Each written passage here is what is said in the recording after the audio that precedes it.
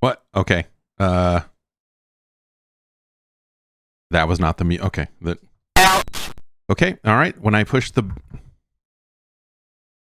button, it's when I push the button for the podcast music, it's just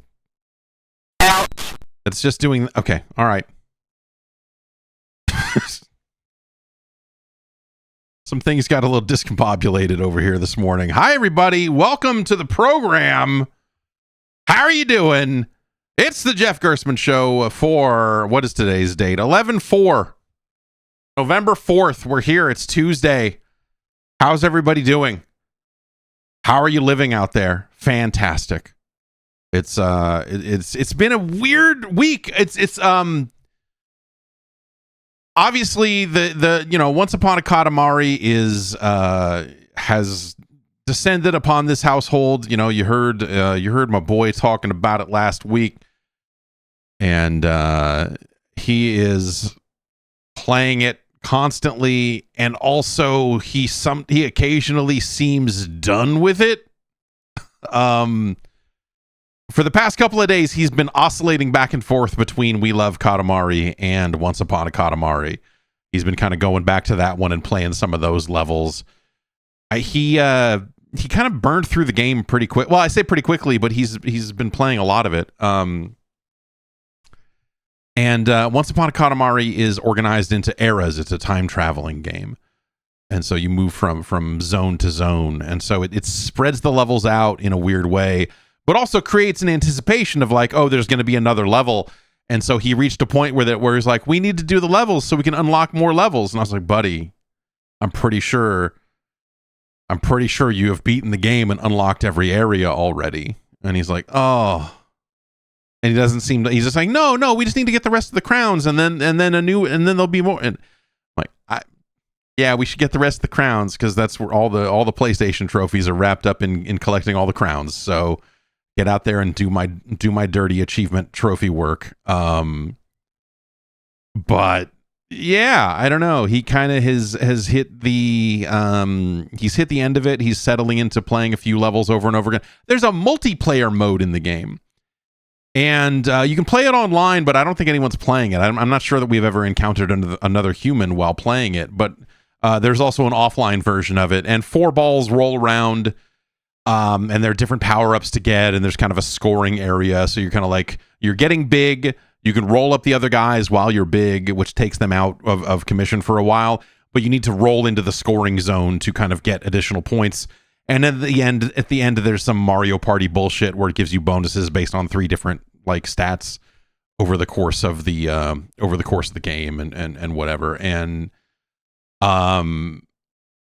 you unlock different Katamaris, different balls, as you level up. And he has almost all the balls. There's only 5 balls left, because by playing that mode, you very quickly, I think for every win, you level up and get a ball. So he's been cleaning up on these bots, I guess. And so he's been playing a lot of that, and not really digging the main game. He's been handing it off to me because sometimes the crowns. There are collectible crowns in this one that weren't in previous games. Sometimes the crowns are in tricky locations, and so he's handing the game off to me more and more too, as we're going after more and more specific goals. And so I've been playing a lot more of Once Upon a Katamari, and it feels bad. It doesn't feel right. There is the ball doesn't move right. This was something like when I first put my hands on it, I was like, there's something here. I'm not really sure what the deal is. But it was like, are the levels too, like, especially in the Old West, which are some of the early levels, like some of the levels are a little too tightly packed, and the game doesn't handle collision super well. And so I found myself getting like stuck in certain spots, and like really having to work to get out of these spots, like areas you kind of just can't get into because you're too big, or like the previous games have handled these situations, I think, a little bit more gracefully than this one does. And your control over the ball is not the same. It feels so just the act of rolling, especially with any kind of precision, feels a little bit weird. Sometimes the skid on the ball, like when you're changing directions, the skid feels a lot longer, and so there's, you know, you're losing control of the ball for a longer period of time as you're changing directions, and it's all kind of little stuff like that I'm surprised is like not right, basically. And yeah, I think that some of that stuff is really frustrating, you know, because some of it is like, I think it's a game that has some really cool ideas, and some of the things that they do in the levels, it's nice. Like, I actually really like the time travel stuff, because it gives the game, you know, more kind of different looks as you're going to ancient Greece and whatever else. And they have different level types where you're like, oh, you need to roll around and you know, there's a desert and you need to roll in some water and then spread the water across the land so that the grass will grow, and so you're trying to cover as much ground as possible with this, you know, and you have to go back and refuel with more water from time to time. There are levels where you need to just like there's a level where you need to like find 8 philosophers, or one where the pharaoh has requests and you need to roll up specific stuff to satisfy the requests. And some of that stuff is neat and well done. And then it also has like another cow bear level, you know, or another level where it just kind of rolls on its own like a race, or another level, you know, more levels where you're rolling up food to get big. And the levels that I think directly compare to previous to We Love Katamari specifically, because that's the game that's been getting so much play here. I think a lot of that stuff is better in the previous game in a lot of ways, but I don't know. It's I still think it's like fine, and I really like the things that they're doing with just the structure of the game, and they have like in level cutscenes that will kind of stop, and so you just get to see more chaos. As like, oh, this door opened and all these people are running around and going, ah! And, you know, it's like fun to see like the blocky humans of a Katamari game run around and panic and all of that. And those scenes are skippable once you've seen them multiple times. And so, you know, I don't really think that stuff gets in the way. But it is a change from the previous games. But yeah, I think as we play more of it, you know, as it's kind of like leveling out, and now that we've pretty much seen the entire game around here, like it's got some really neat ideas. It doesn't always execute on those ideas very well, partially because just like the fundamental act of rolling the ball feels awkward compared to how it has in the past. And that's something I feel like they should, I say that, you know, I say that they should correct it, but you know, like, because there's just certain angles that the way the ball rolls is wrong. That could be fixed, like the collision stuff and some of the other ways that your ball interacts with the world around it. That's probably a bit harder, because I think some of that is fundamental to the way the levels are built. But I don't know. Like, it's a different developer, like Ran Game or whatever the name of the studio that is listed on it. Ren Game. And I don't know who they are, but it doesn't. I don't know. The feel is off, and that's a bummer. I don't know. It's still enough for him to want to wake up and play every single morning as soon as he wakes up, and you know, we're having to figure out what are going to be the lines that we draw to, you know, like over the weekend, he wanted to just sit inside and play it all day. And eventually we're just like, okay, we're kicking you out of the house. You need to go outside and play. We're going to go give you some lawn darts. Go get out there and try not to get hurt. And he was against it. He was like, no, I don't want to. Anyway, let's take a break. We'll come back. We'll talk about Arc Raiders, which is out. And I don't know, seems like a big game. Be right back. Moving into the fall, the days get even shorter and the time gets even tighter. So, you know, finding time to cook can be tough. That's what's so great about Factor. Their chef-prepped, dietitian-approved meals make it easy to stay on track and enjoy something comforting and delicious, no matter how hectic the season gets. Factor has more variety. They've got more meals. They've got an even wider selection of weekly meal options now, including premium seafood choices like salmon and shrimp at no extra cost. And if you have specific needs, you know, if you're doing like a Mediterranean diet thing, or you're looking for like GLP-1 friendly meals, they've got that. They've got that stuff. Options ready for you. And they've got global flavors. They've got Asian-inspired meals with bold flavors influenced by China, Thailand, and more. From more choices to better nutrition, that's why 97% of customers say that Factor helped them live a healthier life. Feel the difference, no matter your routine. Factor's great. You know, they ship this stuff right to your door. It's so easy to prepare, and then you just don't have to think about it. You can sit there and choose like, okay, I want to get this stuff. They'll send you stuff. You know, it's really up to you when it comes to the meals you want to get and the options you want to add on, like breakfast. But hey, listen to this.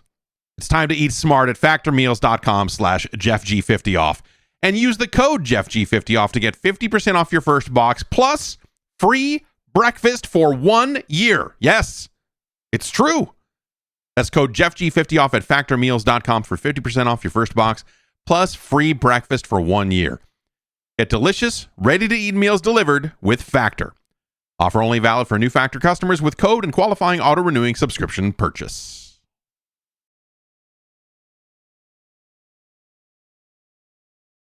Arc Raiders finally came out last week after, I don't know, after a long development where they, at some point, they pivoted that game into something completely different from the sounds of things. But from some successful closed tests and open beta weekends and what have you, the game is out now, and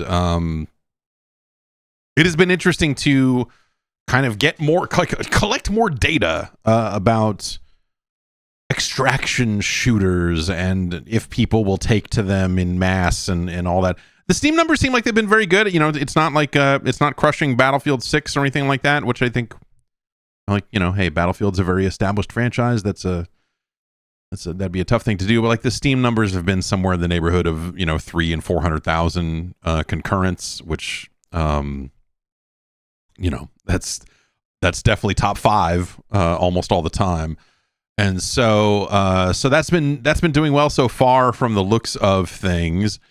And I don't know. I've been playing it and like enjoying it and not sure what I'm doing or what I'm working towards or what the point of it is, I guess, is kind of where I'm at with it. It's it's an extraction shooter, which I think is a term that is getting thrown around more and more, and I think a lot of people get what that essentially means, but the idea is you are deploying into an area that is populated with humans and AI, things that will fight you. You are scavenging for resources and looking for things as you are out there, and then you need to escape. There are places where you extract from the area to return to your base, and you return to your base with your stuff, and then you craft things and do things and whatever else. If you die, all your stuff is still on your body, and so it is gone forever, with the exception of, like, there's an idea of you've got a safe pocket, and if you put something in your safe pocket and you die with it, you still manage to keep it. And I don't know, man. It's like I said, the early quests in the game are really like, get out there and you need to get six wires and a battery. And you go out there and you rummage through things and you collect stuff. And some of the things you get can be broken down into other things, which will sometimes get you the wires and batteries that you're looking for. You don't need to like loot them directly or whatever. And then you're getting out there and like, oh, hey, there's I think I've read like even just like it's the second or third quest is like, get out there and there's like a radio tower, or there's a bunch of these things around there, meaning like, we're not going to tell you where they are, but hey, go find one of these field arrays or whatever and repair it. And so there's like a story forming, and it's weird, man. The game has a codex full of like lore about why the world is the way it is. And that's where I learned that apparently you're in Toledo or the surrounding areas around fucking Toledo, which is a great place to set a game. But like you kind of go in not really knowing a lot, but the codex unlocks after, like I said, 5 or 6 runs. And then it's like, yeah, everything was real bad, and humans had to live underground, and they were figuring out, and then the machines came, and fuck, dude. And so waves and waves of machines falling out of the sky, and murdering humans to prevent them from getting to the rooftops and doing all of that stuff. And yeah, I don't know, man. It's the lore, like the story part of it is like kind of interesting, but it doesn't, it's that stuff is woven so thinly through at least the early parts of the game. I don't know, maybe later on that stuff becomes more relevant, but somehow I doubt it. But yeah, it's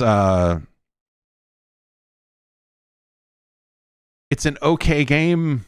It seems fine and fun. I have been extracting more often than not because players seem kind of friendly, which is kind of the antithesis of what the whole genre is. I mean, that's the idea. Like it is the multiplayer mode from the first Kane and Lynch game turned into a full game. Like extraction shooters in a lot of ways are just that, right? It is this idea of like, you can either work together or not. You can opt to group up with players and fill squads and go out there and do stuff, or you can drop in alone. It seems like when you opt to go in alone, you only face other solo players. I haven't seen situations where I've gone in against like full teams. So I think that is how they are handling it. But it is that idea of like, this human might be cool or they might not be, and the negotiation around that. And so the basics of that mean that like voice chat can be a meaningful thing in the game, and working with players that way and saying like, hey, no, I'm cool, it's cool, and not fighting them. I've opened doors and had human players just like run in and start shooting, and I've managed to fend them off and kill them. I've had players that just run up and jump a couple of times, and then you just go, okay, well, they're just jumping a couple of times, so clearly they want to be friendly, or do they? And so, like there is that tension. It's kind of nice that it's been like less hostile, because that's what creates the mystery, right? That's what creates the will they or won't they? And that was the thing that drove the multiplayer mode in Kane and Lynch, is you all spawned in together and you were all robbing, and you were basically just like moving through a level, and you could all get to the end without double crossing anyone, and you could all split the money and go or whatever. But closer and closer you got to the end, there were choke points in those levels where it was like, if someone's going to turn on us, it's going to happen right here. And so part of the downfall of that mode was that, you had players who had no patience, you had players who were not playing it thoughtfully, and so it just like they would start shit in ways that in areas that were just logically dumb to do so. And you kind of ended up with kind of the same thing happening every time, just like one or two outcomes there. Here, because you don't know if you're going to run into any humans at all, let alone what their disposition to you is going to be, like there's a potential there for that to be a really exciting kind of social video game. And this is kind of akin to some of the stuff we saw in, I think, like it's like battle royales have done it, for a while now, but I think Call of Duty ended up being like the big social hit, where you had players on microphones fooling each other and going, hey, let's work together and do this, or hey, let's join the squad and do this, and get out and do this. And and so that led to a lot of like really interesting videos to watch of players screwing each other over and what have you, and this is effectively that. But you know, and maybe it's because I'm still in the relatively early parts of the game, because it just like progression or whatever progression there is in Arc Raiders seems like unbelievably slow. And so maybe it's just because, you know, like I've not been playing run after run after run after run since the game came out, or whatever. But no one has anything on them that's worth a shit.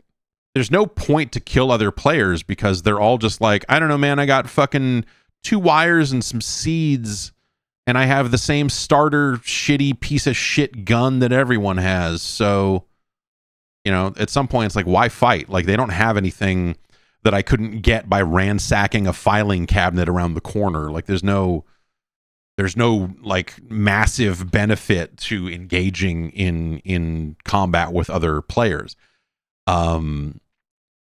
And so it's weird, man. I don't know, like the stakes feel off in a strange way. In terms of like what you're trying to accomplish and how you go about doing it, or whatever. It's nice in that sense, because I think it gives you the targets are different, right?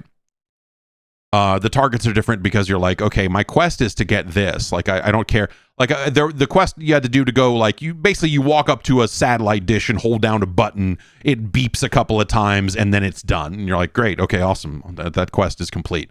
Like, on my way to do that, I ran right past a player who was looting shit.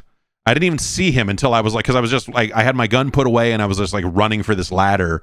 And as I was running past this ladder, there was a dude there, and he was very startled by a guy running up on him. But like, and so he stopped looting, and I was like, oh shit, did I fuck up? And now do I have to fight this guy? But like, I just ran right past him and started climbing the ladder, and he just went back to doing what he was doing.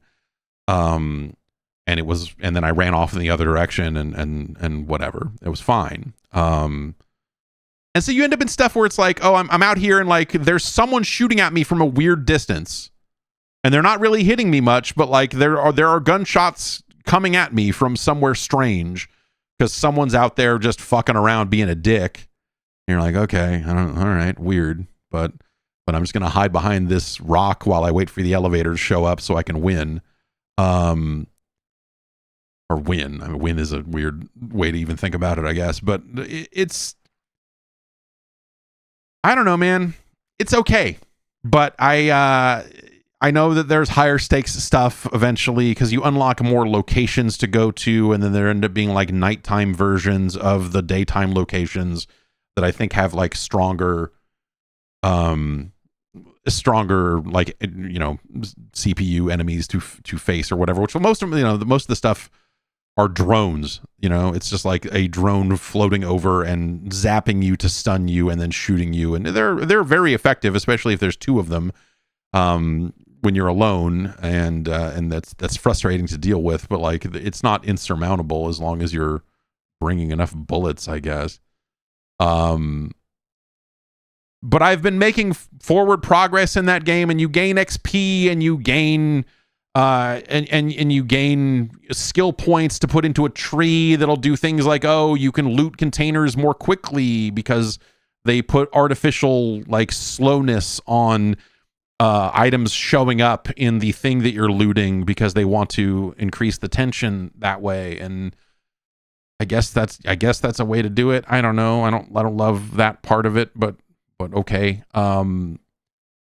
Yeah, I don't know. Like it seems like very well made and on that front, and also like it's not that I'm not enjoying it, it's that I'm having an okay time with it, but I don't really see where all of this goes, or like why I want to, like, you know, because you do see some higher level guns or some upgraded versions of the starter guns, and those aren't great either. So unless there's like entire like scads and scads of guns and loot and things that as you level up, you just move away from these dog shit fucking guns into other stuff.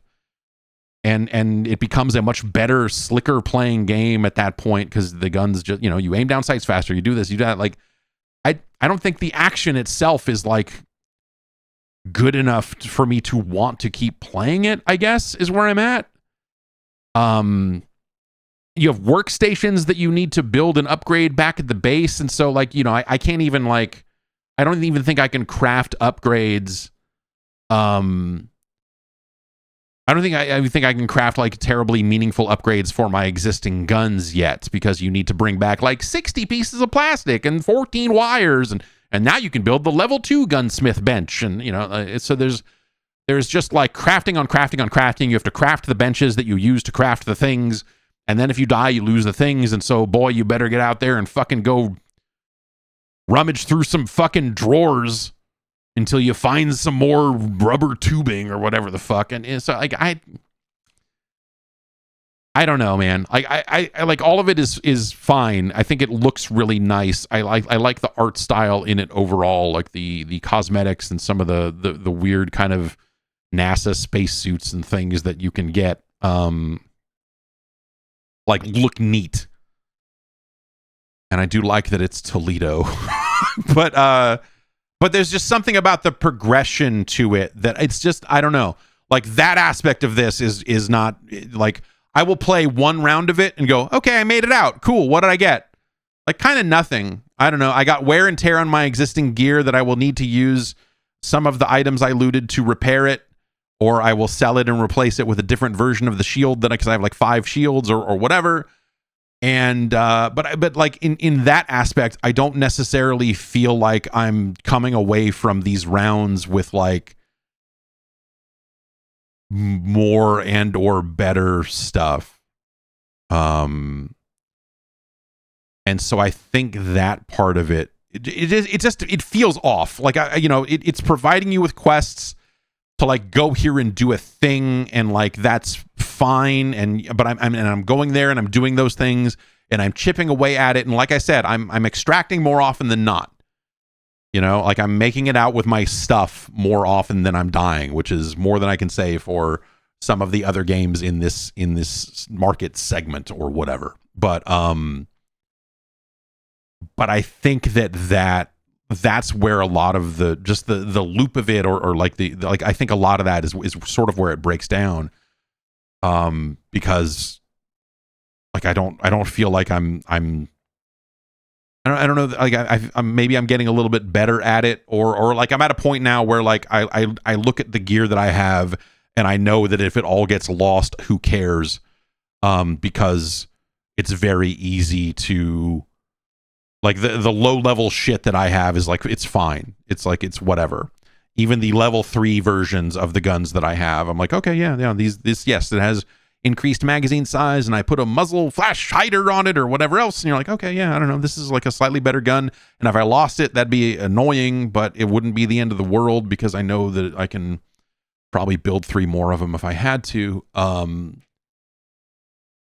like, I don't know, man. It's that social aspect of it, I think, is really interesting and it's fascinating. And I think that part of it, they do it really well, in a way that I think will create a lot of that kind of social content of like, look at me screwing over these players and talking on the microphone. There's a thing in there, man. I don't know if you ever, so on the Xbox 360, it was on Woot one day, and we bought like 3 or 4 of them because we were like, these look like absolute garbage.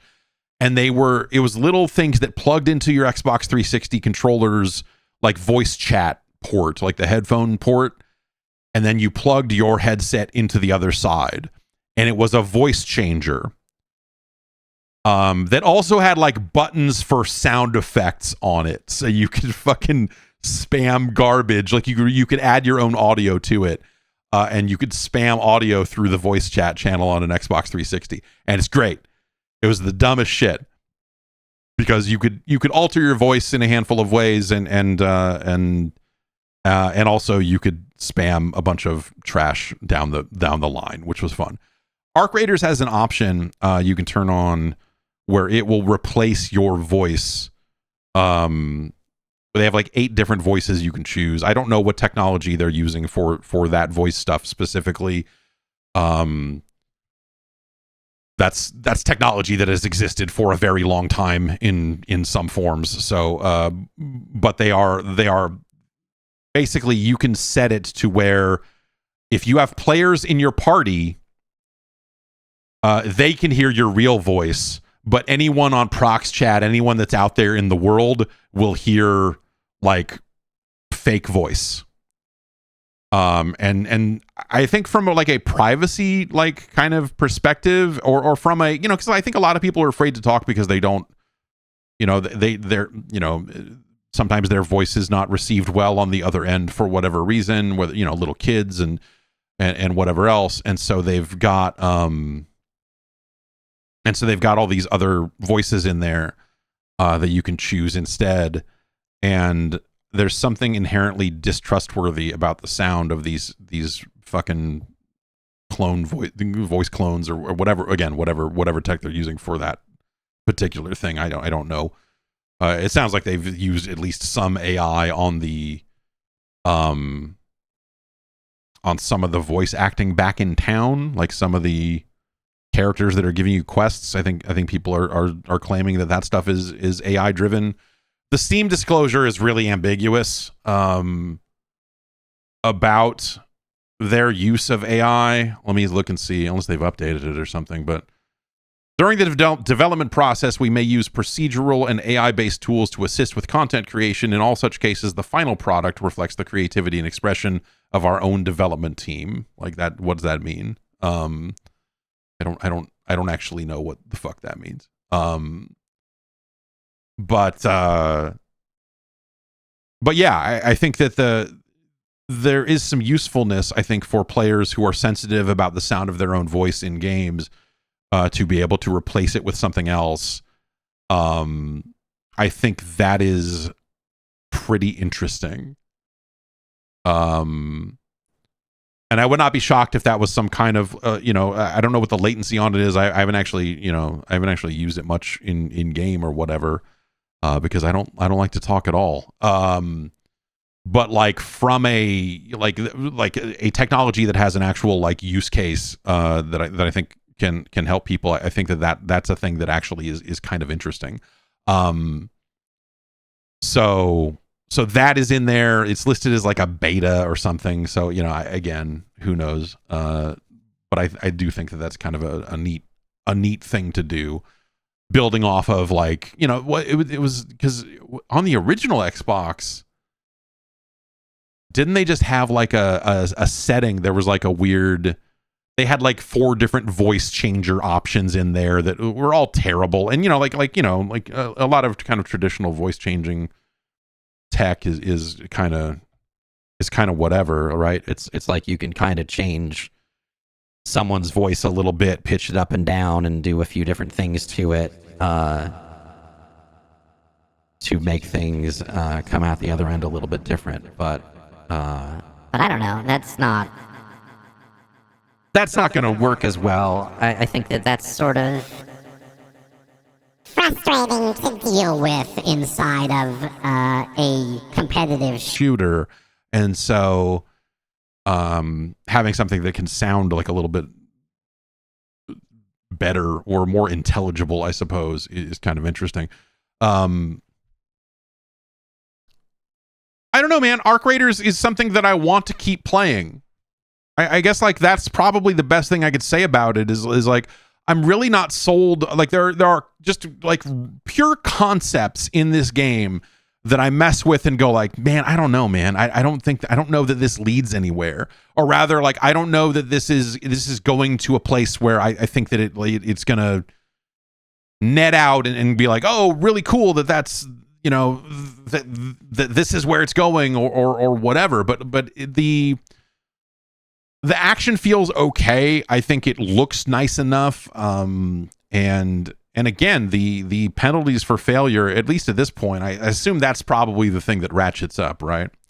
You probably eventually get to a point where you're like, okay, I'm like fucking level 25 and I've got all this high level shields and all this other stuff. But I would assume that, you know, when you get to these higher level areas, you're probably looting better stuff that makes it so you can craft that stuff more easily, right?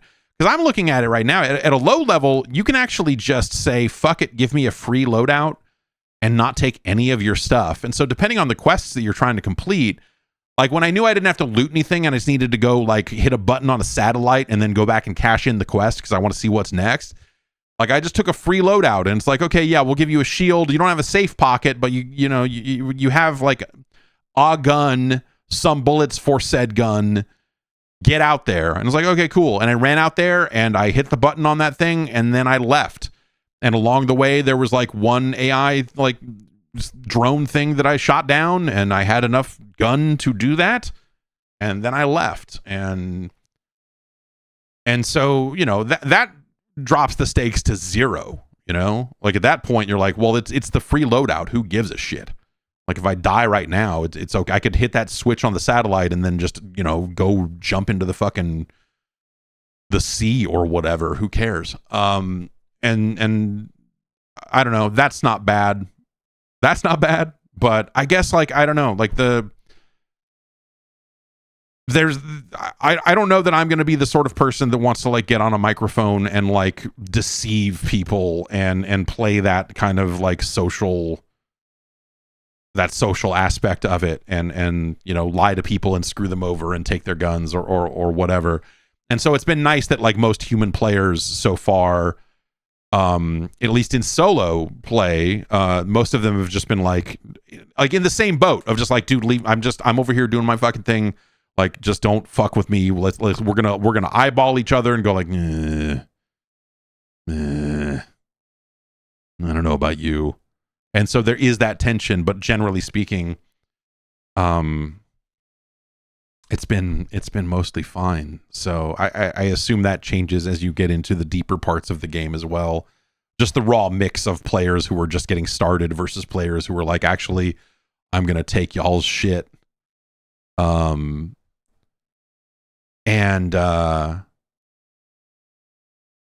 Yeah, I don't know. Like it's I think some people are using emotes and there's an emote wheel. It's got the Helldivers approach to like battle pass content where it's got multiple pages of cosmetic gear, or I guess not just cosmetic gear, but like multiple pages of unlocks. And as you accrue enough currency to unlock enough stuff on one page, you unlock page 2 and page 2, and then get in there and I don't know, get more helmets or whatever. That's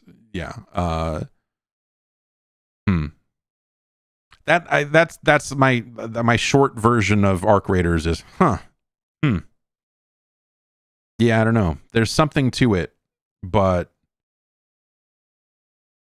I don't know. I'm going to keep messing with it and keep poking at it and see where it takes me.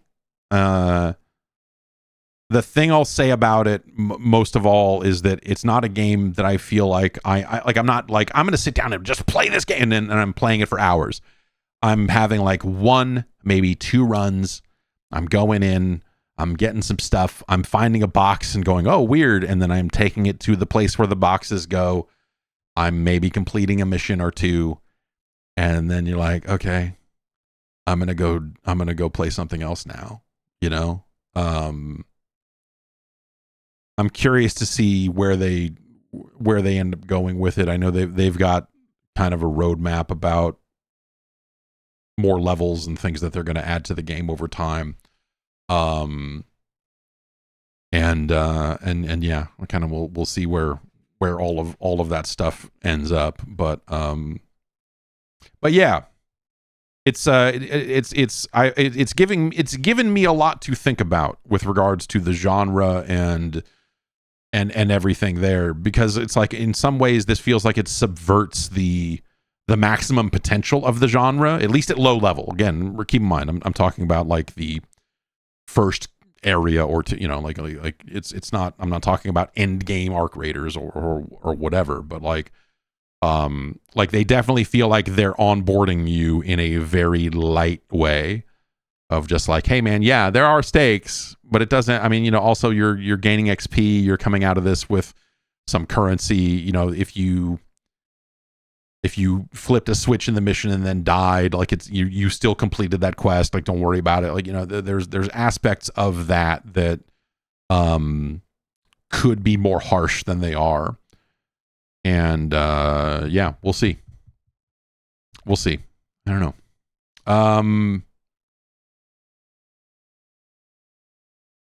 Mortal Kombat Legacy Kollection is out. This is an interesting one to talk about. I don't, so I'm in this. I got an email from Dan Amrich some number of months ago that was like, hey, I want to talk to you about a thing that we're doing that maybe you would be, interested in or what, whatever, and I signed whatever NDA type thing and he said, okay, we're working on a Mortal Kombat thing. I was like, okay, awesome. Like, great. I would love to talk to you about Mortal Kombat. I would love to talk to anybody about Mortal Kombat. And so we got on a Riverside call or whatever and talked for a while about MK. And that was like a while ago, and I was like, well, I don't even know if maybe I didn't even make the cut. Like, we did it remotely, and so like I hadn't heard anything at all about whether I was actually in the final product or not. And yeah, I ended up in a couple of bits of the documentary. It was super fun to do. For disclosure, I was not paid for this appearance. They did not say, and we're going to give you X number of dollars or whatever. We just recorded it right here on this same camera that I'm talking to you about right now, talking to you through right now. Yeah, it was fun. And it's really a fun documentary. I guess like all of that is to say, I'm in this thing. Use your own judgment and what have you, and so on. It's a really fun documentary. There's a lot of stuff in there. It's like it's hours of footage, and it's like a lot of interviews with Ed Boon and John Tobias and Step Vogel. Like there's like good chunks with all of the kind of original guys from the origins of Mortal Kombat. And hearing them talk about it along the way, it's pretty front loaded insofar as there's just kind of more to talk about in the lead up to the release of Mortal Kombat 1. Whereas I think by the time we get to MK2 and 3, there's like really interesting kind of supplemental material, and they talk about where their heads were at with regards to putting secret stuff into 3 because of the reaction to 2, and why they felt okay about taking Scorpion out of the game in the initial launch of 3, and all of that stuff, and seeing some of the older material drawings and stuff that I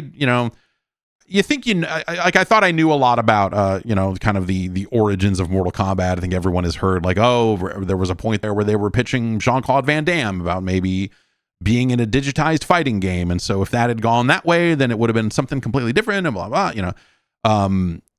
but like they've got like initial sketches from John about some of the initial characters and how Curtis Stryker was a name that they had come up with before the release of Mortal Kombat 1 for more of a military character that eventually kind of morphed into both Sonya and Jax in different ways over the course of those first couple of games, and then Stryker became a cop by the time 3 came out, and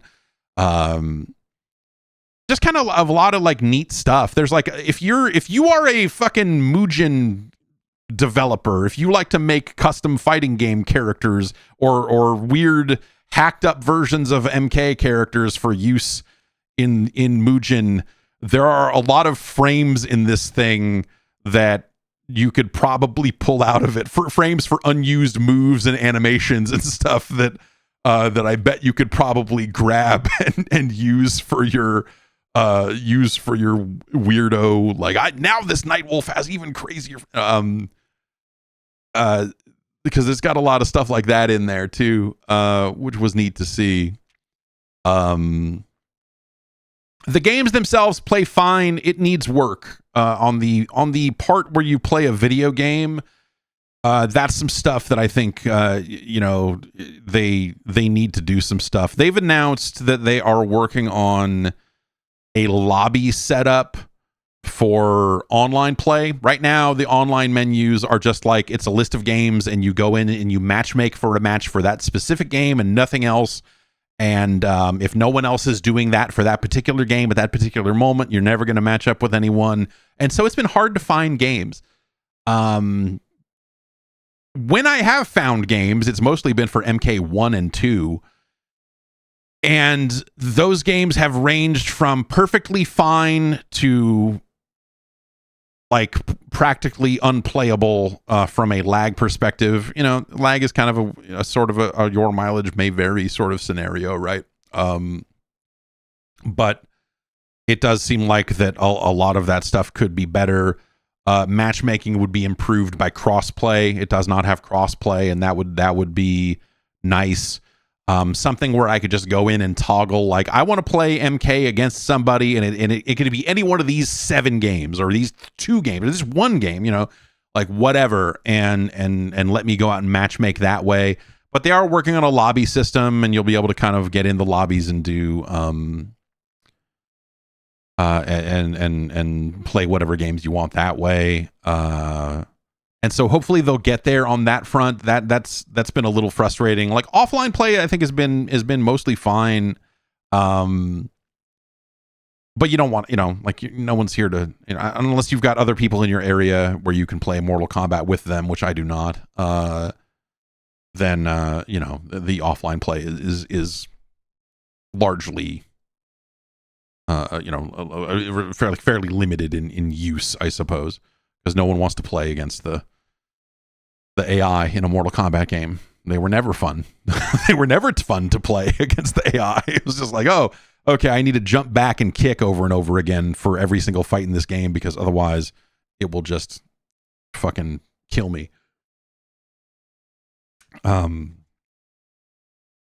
Yeah, so I hope that they kind of get there on that specific front. And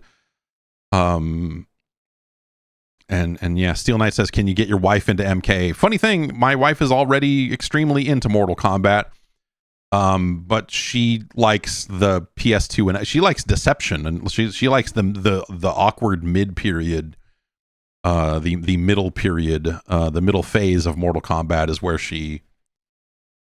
she mostly played it. So, you know, maybe if they do another collection and collect those games, maybe we could have something. But yeah, it is yeah, the documentary is a lot of fun. The supplemental material is really cool to see. It's been fun to dig through that stuff. It has, so when you're playing the games, you can actually just rewind.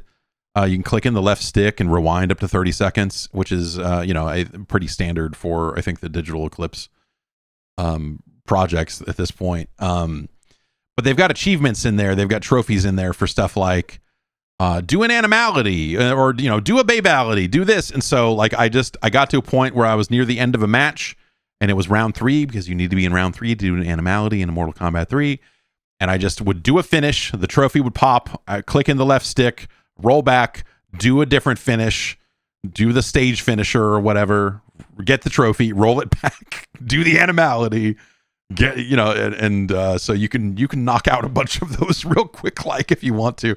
And they've got, you know, they've got a lot of they've got some bad video games in there. They've Mortal Kombat Special Forces is in there. Mortal Kombat 1 for Game Boy is in there. Like, there's some really rotten stuff. There's some true hidden gems, like Mortal Kombat Mythology Sub-Zero. The PlayStation version is in there. And so you can finally experience the magic for yourself. They've got Mortal Kombat Trilogy for the PlayStation in there, and the Shang Tsung morphing happens instantaneously, whereas previously there was like kind of a long load time whenever he would morph, and so that's kind of nuts. And you can play that version online if you want to. It's neat. There are definitely more things that could be in it, you know. But like, I don't know, like the Sega CD version of Mortal Kombat 1 is not in there, but the Sega CD version of Mortal Kombat 2 is. And you go like, okay, well, that could be in there. It's just kind of the Genesis game with like slightly better color and audio, I guess. But yeah, like that could be in there. And And when I say that could be in there, I think the expectations for this have been all over the place in a really weird way. And I saw someone going like, man, if they're going to do this, they should do, I don't know why they would release this if it doesn't have Mortal Kombat 9 in it. You know, why would they put this out here if it doesn't have, you know, like all this like way newer stuff? And you're just like, I don't know if you understand what, like the technical limitations of what you're asking first, but also like just a lot of the, I don't know, like there's a lot of games in here. It feels like there's a lot of video game in here for the price, which again, I'm in it, so don't, you know, like make up your own mind. But I kind of look at this and just go like, yeah, I don't know. Like when I look at it, I go like, oh, you know, there's like the Game Gear versions of like MK2 and 3 or whatever. Like there's a couple of handheld games that are not here, or there's like a PAL only or Japan only PlayStation version of MK2 that didn't come out in the US, I think. But also you kind of have to look at it as like, you know, a lot of people are asking about Mortal Kombat Gold, which is the Dreamcast release of Mortal Kombat 4. Because the arcade version of MK4 is in this collection, and that's cool to see. It's fun to play. MK Gold would be nice to have. It's a better version of 4. I think in a lot of ways it has an extra character. It kind of looks sharper.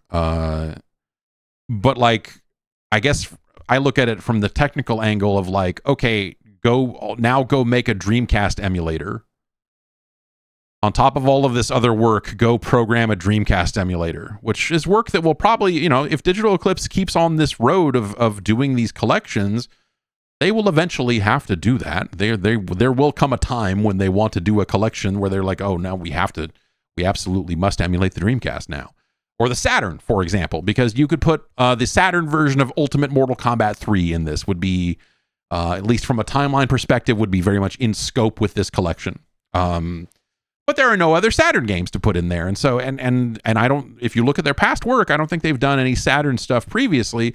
So they don't have anything that they could immediately pull from to put in there. And so I think that would take kind of a lot of work. There's no N64 stuff in here, which they could have done for, or Trilogy or Sub-Zero. You wouldn't want the N64 version of that. You want the PlayStation, but you know, you could have that stuff, but then you're saying, okay, now make an N64 emulator, and you know, like all of that sort of stuff. So, and N64 emulation, though it's gotten quite a bit better, the Mister is really capable when it comes to running against N64 stuff. N64 emulation is still kind of a mess, and that would not be a small project. And so I look at the work that they did, and you know, like I think the one thing I look at and go, it would be really great if they did this, would be the game.com version of Mortal Kombat Trilogy, the shitty Tiger handheld cartridge-based device, the Gamecom. It's an absolute piece of shit. It's one of the worst platforms probably to ever come out ever. And that version of MK Trilogy on it is a disaster. The Gamecom is not well emulated. It is technically emulated in MAME, and I was playing some MK Trilogy there yesterday just to kind of get a look at it. And I'm not really sure if that stuff I'm not really sure if that's accurately emulated there or not. I do have a real Gamecom around here somewhere and a copy of MK Trilogy. So, you know, I one of these days I'll fire that back up and get a look at the real thing. But that would be fun to have because that's just dumb.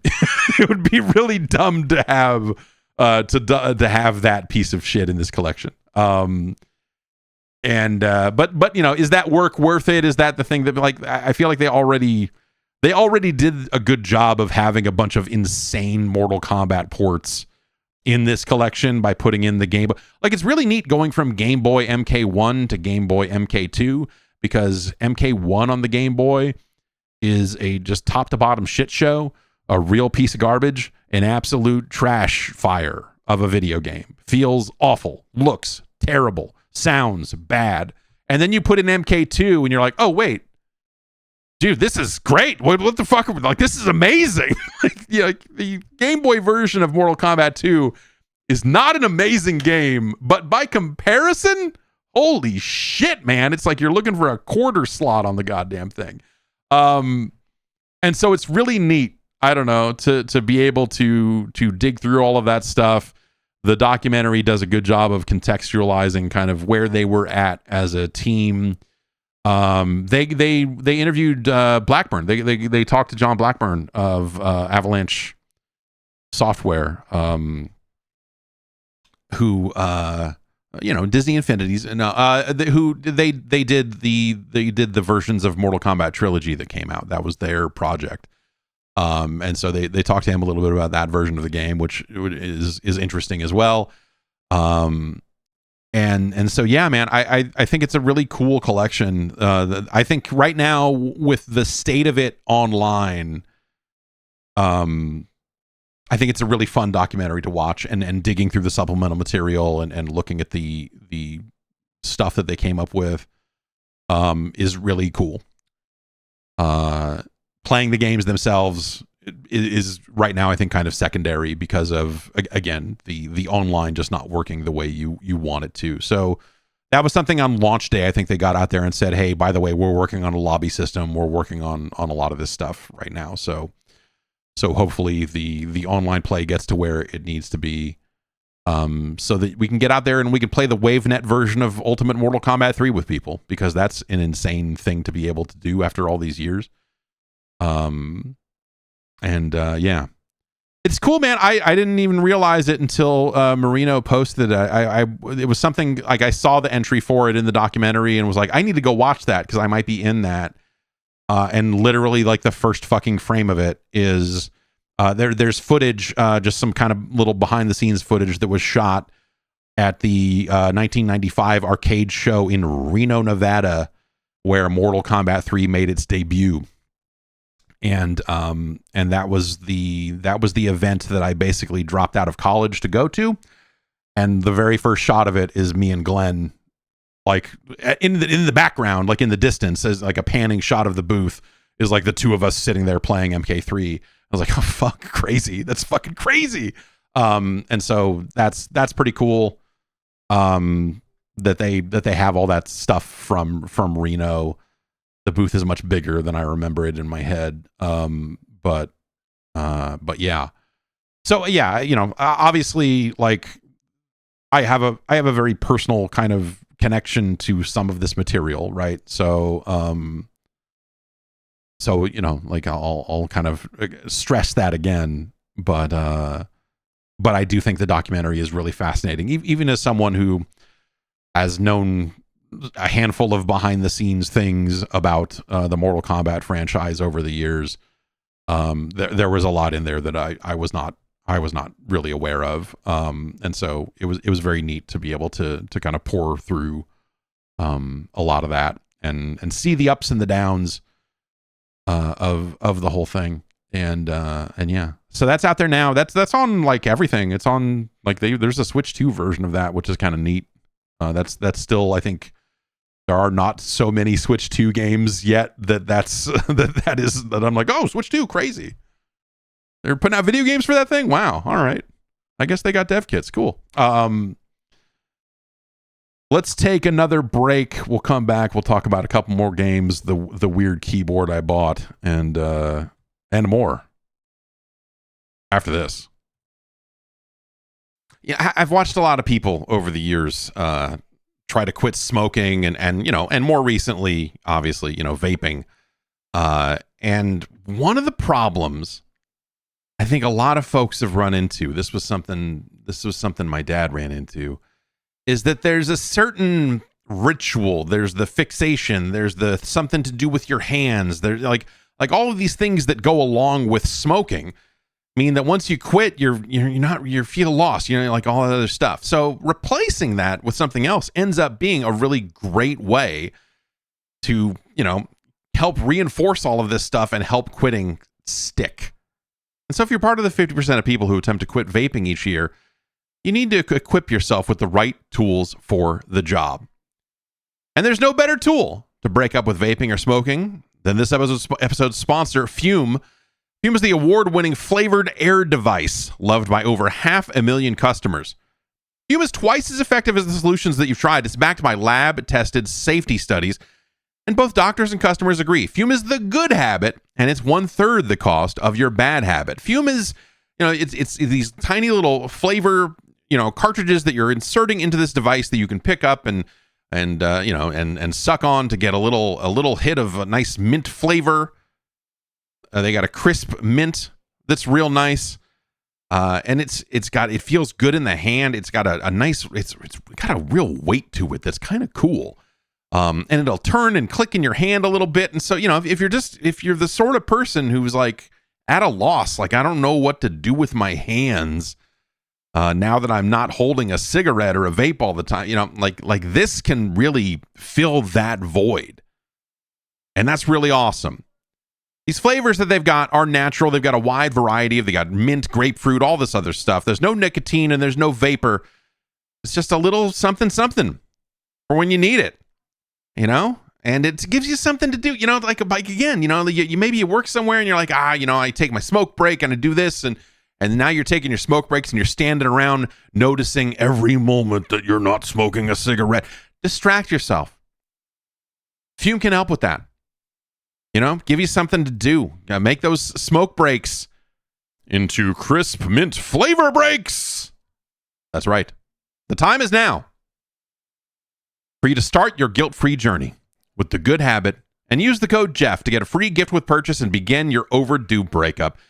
Head to tryfume.com. That's tryfum.com/Jeff and use the code Jeff to start the good habit today.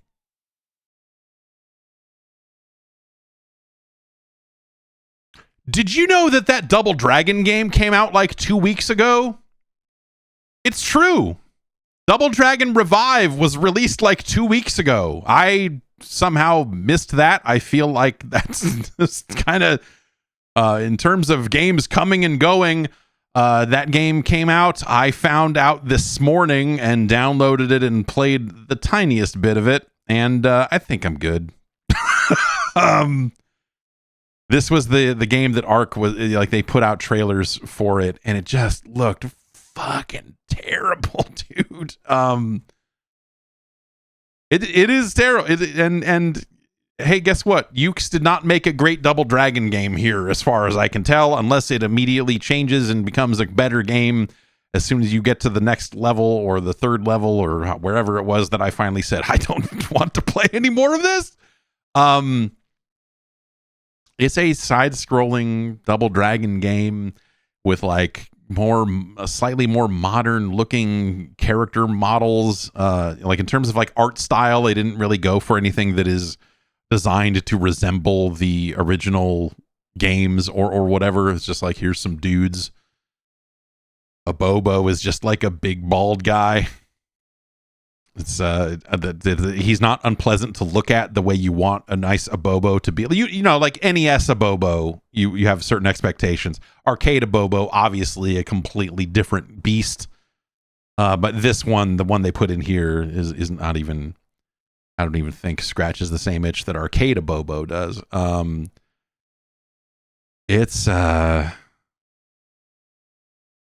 We've seen some games that have taken the beat 'em up, the belt scroller, the brawler, if you will, and they have pushed them forward, whether it's by offering a lot of interesting attack options or long combo strings or whatever it is. They've found ways to make these games more engaging. Streets of Rage 4, I think, is a great example of a game that just feels great and gives you like relatively interesting encounters and like fun systems to engage with and what have you, and good variety in characters and so on. Like Streets of Rage 4 does a really good job of kind of like finding a way forward for that genre. River City Girls is another good example of a game that, kind of leans on nostalgia a little bit, but finds good ways to push past I think what became the limitations of that genre.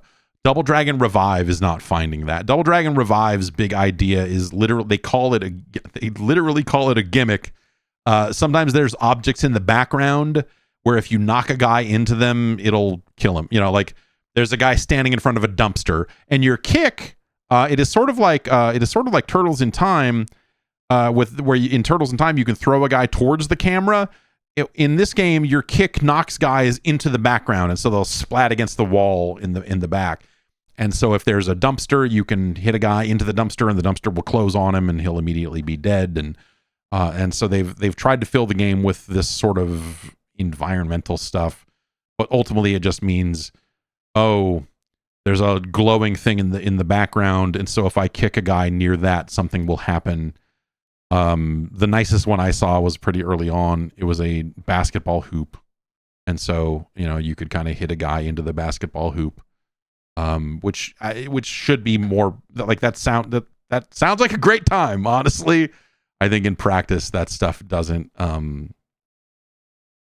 really make good on that concept. All of that goes to filling up meters, and so you can do supers and specials and what have you. And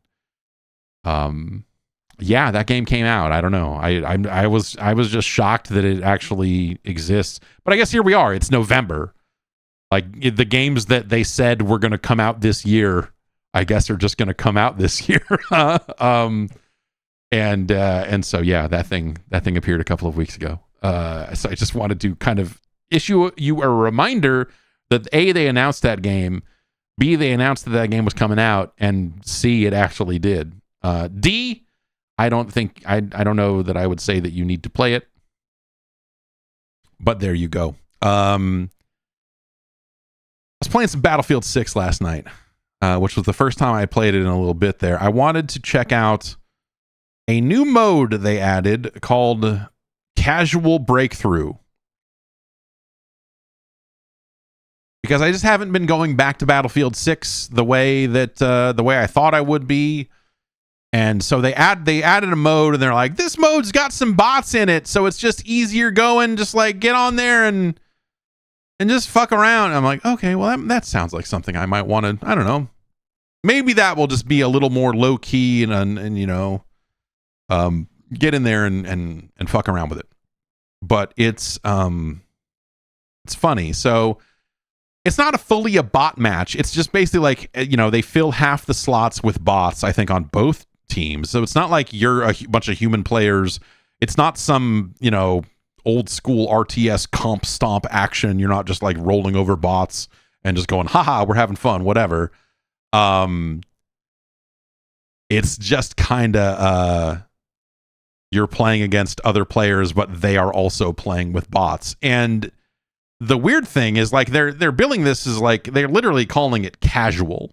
I should look up the language that they're using to describe it, because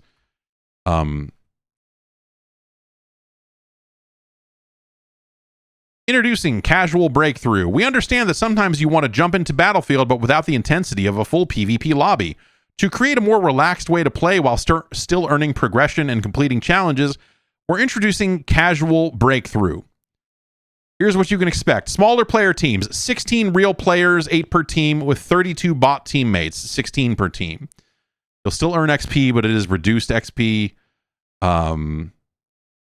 And there you have it. That's kind of it's initially just on 2 maps, and it will not offer dog tags or accolades in the new mode, I guess.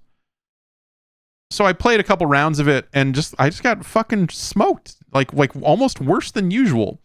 And at the end of the match, they show you the top squad in the game, like who are the players that did the best, and it pops up and it says, here you go, here's the best squad. All of the players on the squad were like level 80, like level 75 or something. I was like, oh, I guess they just wanted a casual, relaxing time too. Great. So you're playing against players that have everything unlocked, and they're fucking just like steamrolling everybody. You're like, oh, okay. I guess I don't want to do this. Like, I guess this does not solve any problem for me. Like, no part of it seemed like more or less relaxed. You see some bots, you shoot them, And you're like, okay, yeah, I mean, the bots were easy, but like there's still a bunch of human players rolling around doing stuff. So it's still like, if anything, it's more frustrating because you like half the fucking players on your team are fucking bots, or more than half, like 2/3 of the players on your teams are bots. And so it's up to you to go capture the point because the bots fucking suck. So yeah, I don't know, like as an idea of like, hey, let's do some casual, like here's some laid back casual battlefield. Like, no, dude, this was the exact opposite of that. What I did find though was a custom server, because I thought to myself, like, well, if those guys are level 70, whatever, maybe I just need to get on one of these bullshit custom servers and like go crouch in a corner and repair a tank until I'm level 80 or whatever the fuck it is. And so I jumped on a server that had infinite ammo and like a bunch of bots, but a bunch of players also. And it was like they were building it as like a quick XP server. And so they had implemented these weird rules where it's just like you've got a ton of health, and so it takes a long time to drop you. And so it was like, oh, well, I don't know, maybe I'll go farm a bunch of XP and see how that goes. I didn't get any XP because the match never ended. And so I don't know, I eventually just quit, and I don't think I got anything at all. But you had infinite ammo. And by that, I mean, you don't even have to stop and reload a magazine. It just shoots forever. And so I just got to like the middle control. I got to point C on the map and just aimed in the direction of where players would be coming from and just held the trigger down.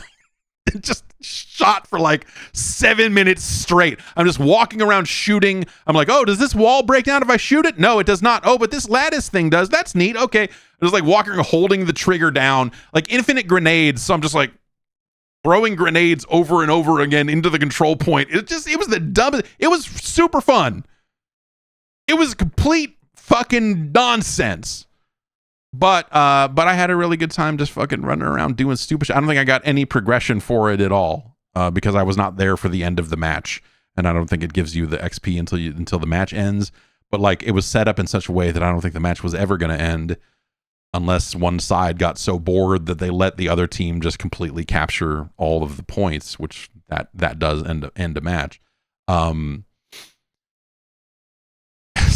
So yeah, I don't know. Like, if you want to see some, the problem is it was so live. It was so over the top of just like, you know, guys gonna roll a tank in there and just shoot the tank over and over again. You've got like guys running around with RPGs, just shooting them over and over again, just rapid fire.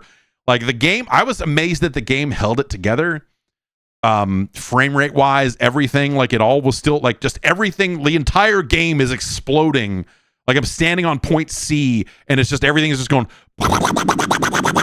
for like 4 minutes straight. And I was like, this is really stupid, but I'm having a really good time. This is nonsense. This is absolute garbage that's happening here. And so if you have a copy of Battlefield, I recommend just dip into some of the custom servers a little bit. And just see if you can find a brand of nonsense to just look at and go like, oh God, what the hell? Like, is it balanced? Is it fun? Like, those are very different questions, right? Is it something that you would play seriously and competitive? No, of course not. And again, there were a bunch of players off in the corner, like just like healing tanks constantly. So I maybe they were getting a bunch of XP. I don't know. I was using my adrenaline shot over and over again because every time I pushed the button, it said it was giving me 116 XP. And I was like, well, if I just sit here and inject this over and over again, then won't I eventually hit the max level? I don't know how I know they're capping XP on custom servers in some ways to keep people from just pushing buttons to get to the max level in 5 minutes or whatever it is. But they're, I don't know. It was some real nonsense, and so I appreciate that the Battlefield portal is allowing for some extreme garbage, but some garbage that you should go take a look at if you haven't, because it's real stupid. That to me was a casual video game. Their casual breakthrough mode was just like, here's a game where 2/3 of your team sucks and 2/3 of the other team sucks, but there's still just enough real players in there to make it annoying. If anything, it felt like the opposite of casual because you're like, are these bots or not? I'm not sure. And it became a little bit frustrating to deal with. But But that is something they're testing for and looking for feedback on. So there's my feedback. I don't think it achieves anything that they said that they were trying to do. You ever get bored late at night and just buy something? You ever just looking at something and you're just like, this thing looks real stupid, but if it works, that could be really neat, and I should try it out to see if this works. And so all of those things combined to lead to me spending, I think, $35 on half a keyboard. And I'm still, I have not messed with it much, but I bought half a keyboard. I bought the left half of a keyboard. And it is for playing video games on, because it's got the parts that you would use for your left hand playing any kind of shooter or anything, your WASD, your space bars and whatnot. It's got Hall effect switches on it. And so it does the kind of snappy tappy, like, it has the thing. Remember when Valve put out that thing a little while ago saying, like, dude, don't use these? I'm pretty sure this is what they were talking about, because it's, because of the actuation points on this, you can set it up to really skitter back and forth like a real maniac, and that's an interesting concept. I thought it would be handy, just to get a little bit more desk space when playing some games, but also there is sort of this idea of, having a half keyboard for, like, you could take, if you wanted to play first person shooters on the go on like a Steam Deck or something, and you wanted to do mouse and keyboard, this would be a really easy thing to throw in a bag, I guess. I don't know. I've been interested in this idea of the like analog keyboard, or the like keyboard with like different actuation points and all of that for a long time now. And so this was like a nice low enough price that I was like, I'm gonna just fucking take a flyer on this thing and see. It's a weird fucking thing. I don't know. Like, I don't, this is not me recommending it, because I have not spent enough time with it. It is the Fury Cube M30HE. This is one of those items, like a lot of weird Chinese things that are like, you can find this for like 20 different prices depending on where you look. And I ended up buying it off of AliExpress, I think, for like $35. But like, there were some places that were trying to charge 60 for it, and I would say do not do that. But it's a real, just, I don't know, it's an insane little device that I was like, I want to see this thing in action, and it feels pretty good. I don't know. I'm gonna kind of put it through its paces. But also I realized I don't play that many shooters with mouse and keyboard these days. Like, I play Battlefield with a controller mainly. So it's really for, like, I don't know, Doom. I'd use it for Counter-Strike, but aren't they banning people that use weird things? It's got, like, basically it has kind of sort of SOCD cleaning, the same way a leverless gamepad would have. And you can set a bunch of different modes, like you configure it via a web browser, which is kind of crazy on its own. And I don't know, it feels a much better made than I thought it would for the price. So it has that going for it. But yeah, I don't know. I've been obsessing like off and on. Like, you get into it and you're like, yeah, man, what if you did just have analog buttons? I really, like, I think about it more and more in terms of like the future of consoles, or the future of like what are we?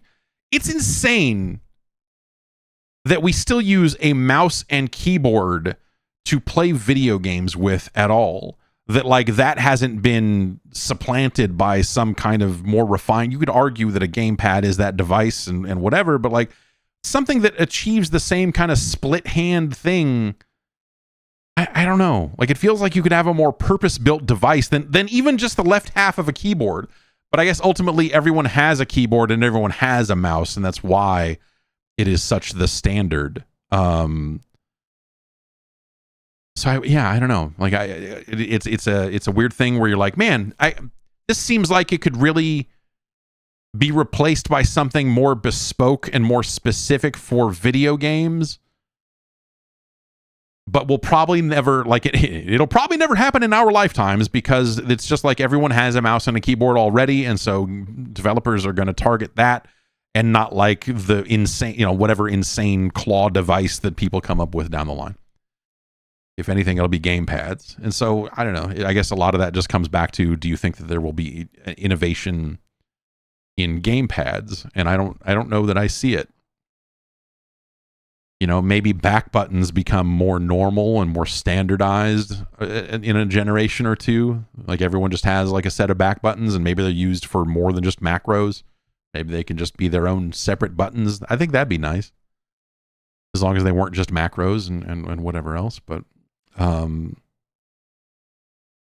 yeah, I wonder. All of those thoughts, plus it being late at night, led to me going like, yeah, I'm going to order this thing. I don't know.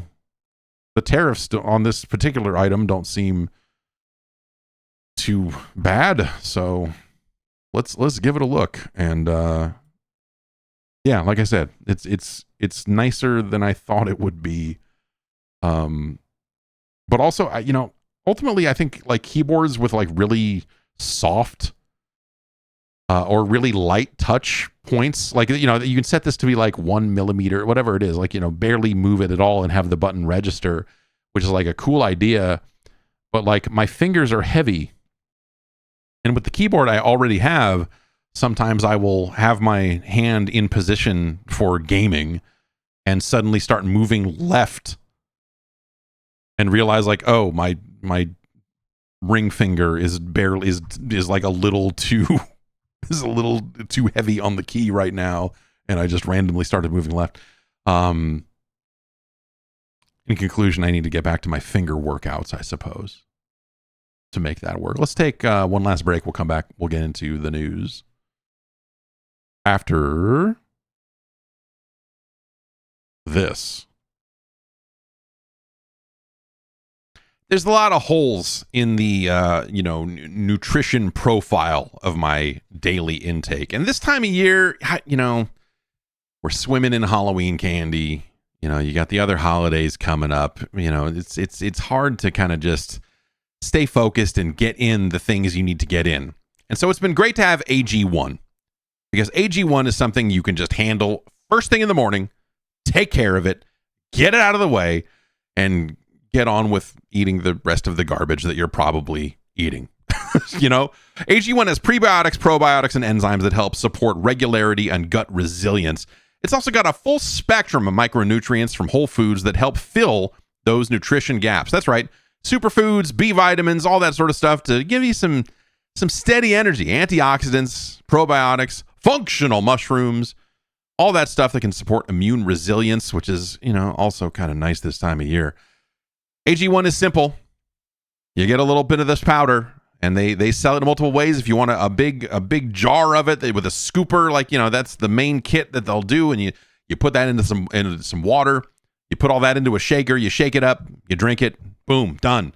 If you're on the go, they have these tiny little travel packs that are just the right amount, so you can just throw 5 of them in a bag and hit the road, and then every morning, wherever you are, just find some water and make it happen. It's easy. And it's effective. And that's nice.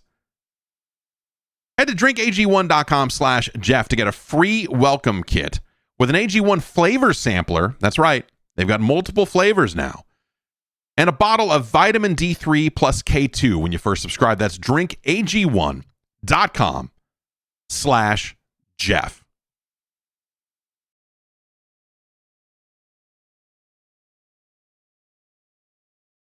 The MSI Claw.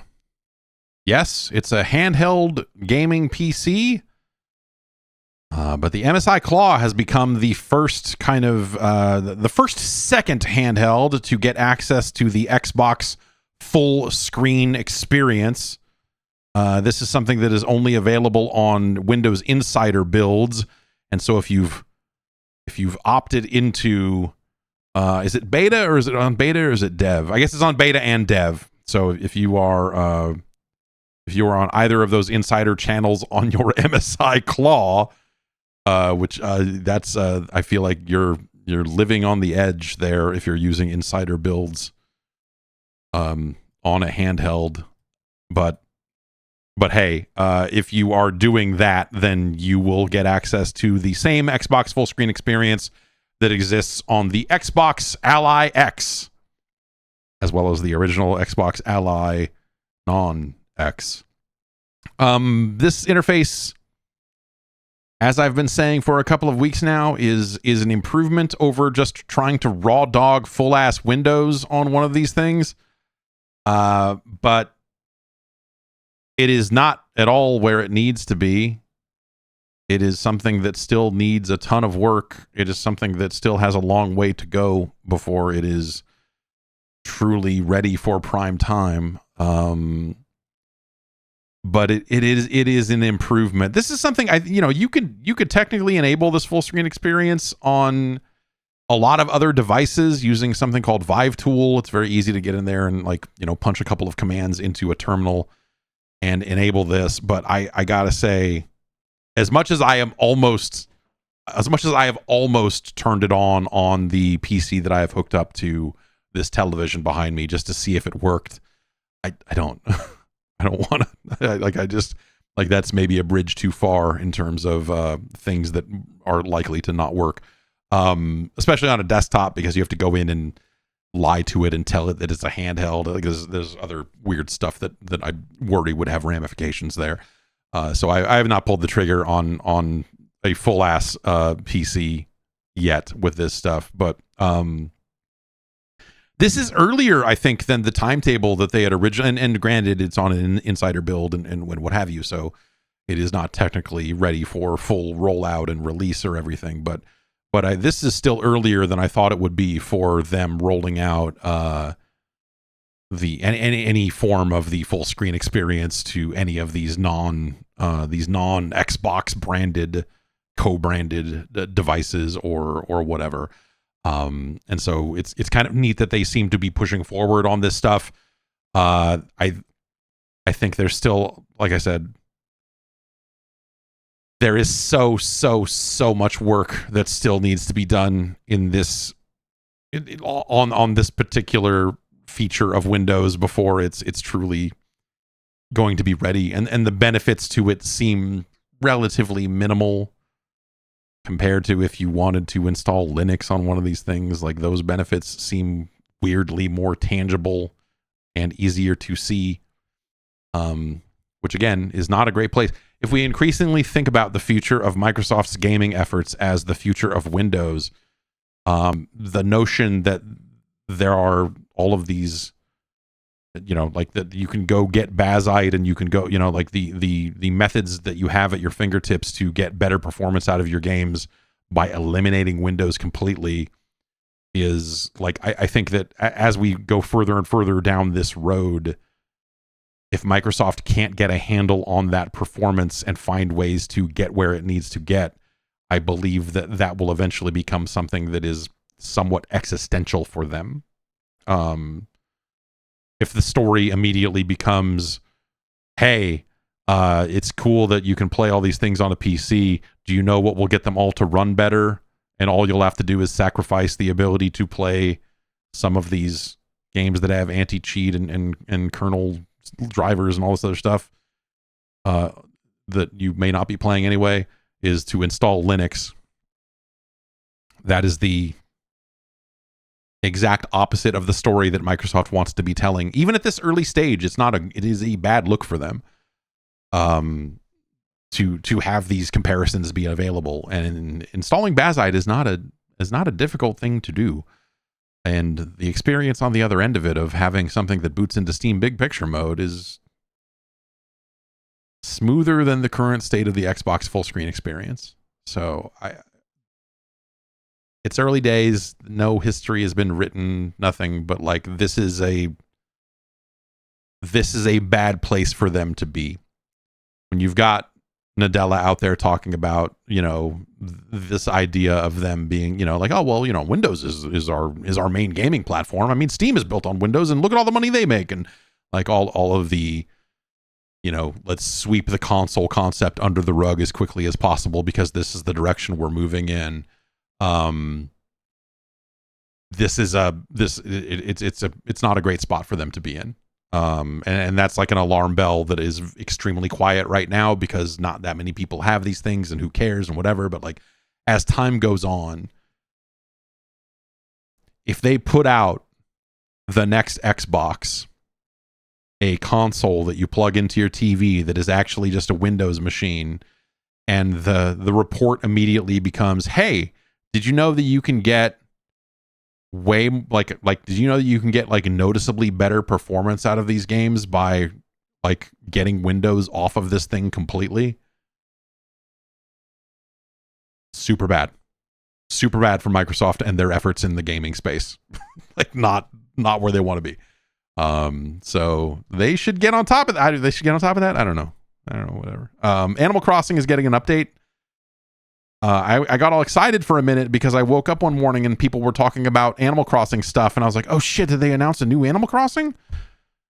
Alas, no. They are going to release a paid update for Animal Crossing New Horizons. There will be a free side of this update that comes with new content, as well as it's not as expensive as it's a $5 upgrade for the Switch 2 edition of the game. And if you are playing on Switch 2 with the Switch 2 edition, you can use the mouse, which is kind of cool. You will get higher player counts online.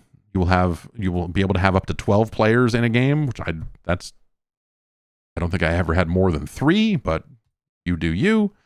It'll have support for the camera and a few other things. So that's cool. It also says to me that it's unlikely that we're going to see a brand new Animal Crossing anytime soon, which actually kind of bums me out. But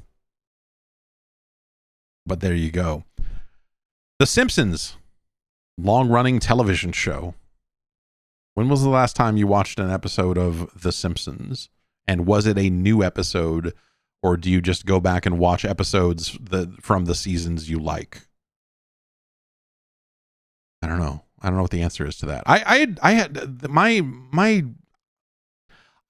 really hated The Simpsons when it first started, when they spun it out of the Tracy Ullman show and started The Simpsons, and it became like it was like every fucking dick at school had a Bart Simpson t-shirt all of a sudden. Like every fucking jock asshole was suddenly like way into it. And I remember like really fucking hating it. And after I got out of high school, things like the show itself changed. I mean, by the time they got to the point where they realized like, oh wait, like Homer is the main character of this, they settled into a really amazing groove, and made some fucking incredible television. And then I stopped hanging out with the crowd of folks that watched The Simpsons all the time. Like I was hanging out with some guys that The Simpsons was always on because it had hit syndication by that point, and so it seemed like The Simpsons was always on somewhere, and it was always on the television at this particular party house that I started hanging out in when I was around 20 or so, because they could all buy me beer. And yeah, I don't know. I had a good chunk, a good handful of years there where I like was as obsessed with The Simpsons as anyone else was. And then I just kind of fell away from it. And like, I don't know, man, like every time I see The Simpsons and see, like catch a random episode over the last, I don't know, 20 years, 15 years, whatever it is. I always go like, oh yeah, this still like this is still good. Like maybe it's not, like as amazing, like, I don't know, not as amazing as the glory years of The Simpsons probably were, but what are you gonna do? But I just don't really feel any like huge draw to stay current with The Simpsons. I guess like, I don't know, like people, I guess I don't know anyone that does either. Like everyone knows what seasons they like or whatever. And that's kind of, what everyone just kind of keeps reliving over and over again and keeps quoting over and over again for sure. But yeah, anyway, the Simpsons are in the Fortnite. The Simpsons are in the Fortnite now.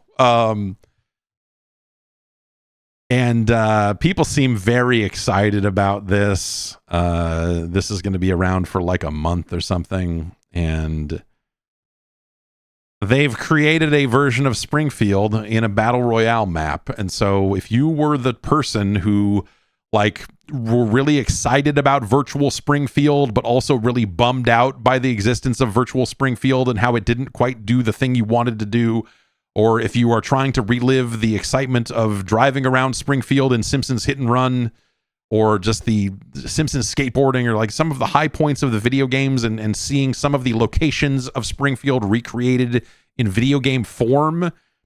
From the looks of this really looks like they sat down and said, no, we're actually going to do this thing for real now. We're going to, here we go. We're going to make you a fucking Springfield. And that stuff looks really, really well done. It looks really well done. I don't have enough of an attachment to this or to Fortnite anymore to necessarily like go jump back into it and go obsess over it or whatever.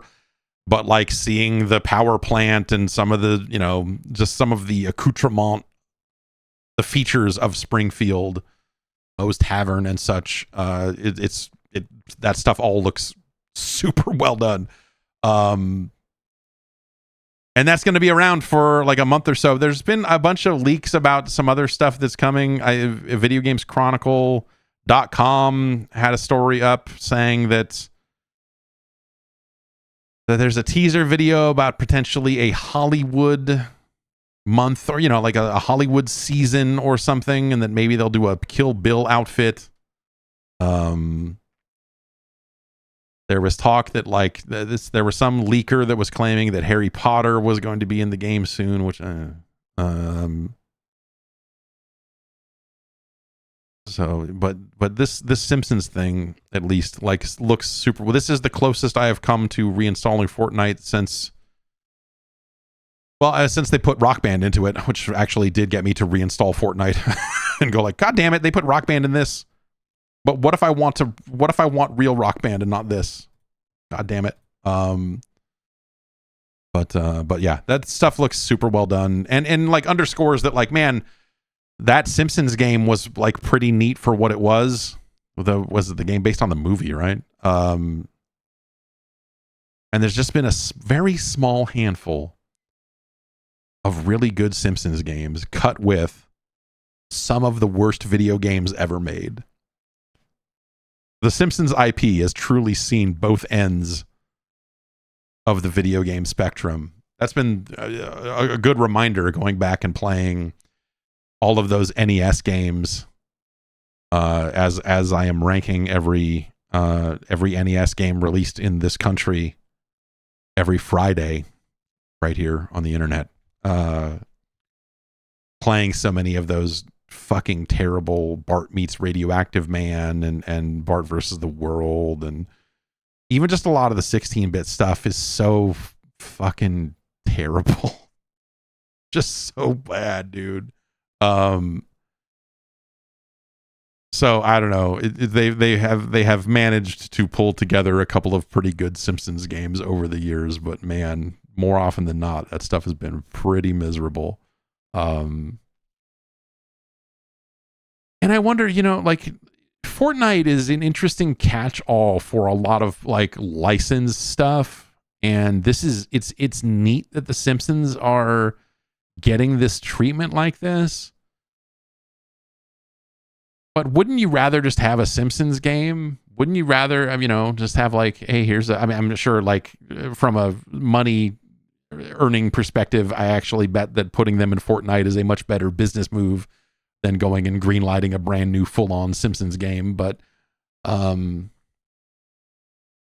yeah, man, you wonder sometimes, like, is this like, hey man, it'd be cool, like it's great that this IP is here, but did you do this instead of making a real video game? Oh shit, this is actually a real, like, instead you just end up getting really bummed out.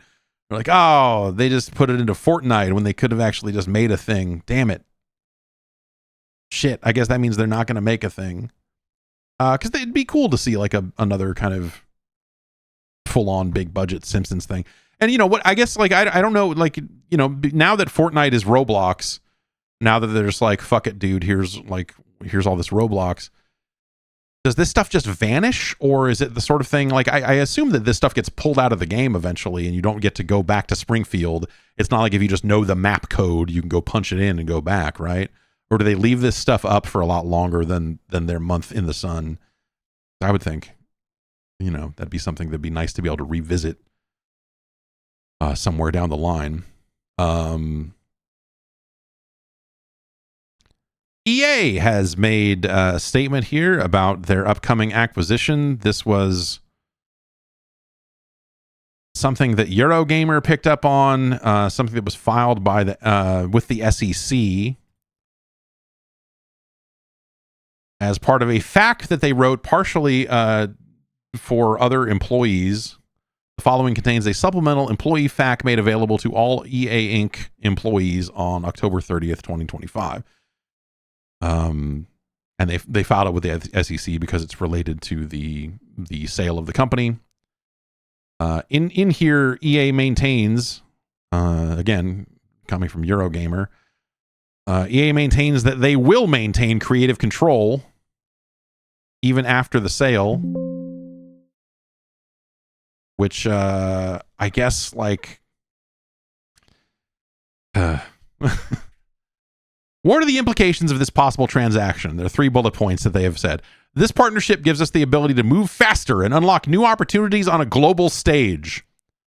The fuck does that even mean? Like, really? I mean, you know, like you take it at face value, you're like, oh yeah, we can move faster and we can unlock new opportunities on a global stage. Like, what? You're EA. You're not a small company already. The consortium also expects to invest in our business, enabling us to accelerate innovation and unlock new growth opportunities.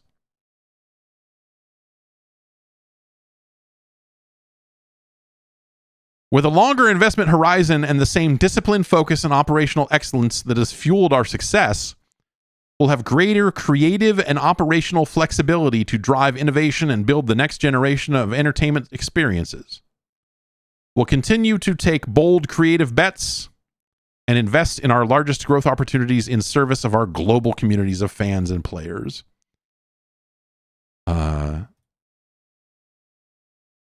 Will our culture change as a result of this deal? 5 bullet points there, more than most of the other answers. Our mission, values, and commitment to players and fans around the world remain unchanged. We will continue to be guided by our cultural values of creativity, pioneering, passion, determination, learning, and teamwork. Now get out there and break some rules. But don't break any rules. The consortium is supportive of and committed to investing in our exceptional employees and our strong culture. The consortium believes in our vision, our leadership, and the strength of our teams. They are investing in EA because they believe we are uniquely positioned to lead the future of entertainment. And this last one, EA will maintain creative control and our track record of creative freedom and player-first values will remain intact. That's a kind of a bold statement for them to make, I think, before the deal has taken place because, you know, they're saying what everyone says at any stage, like this early stage in an acquisition. The thing that, you know, management always says in these sorts of situations is, well, they're buying us because they like us and they want us to be us, but better. Which is, I think, largely true in most acquisitions at this stage, right?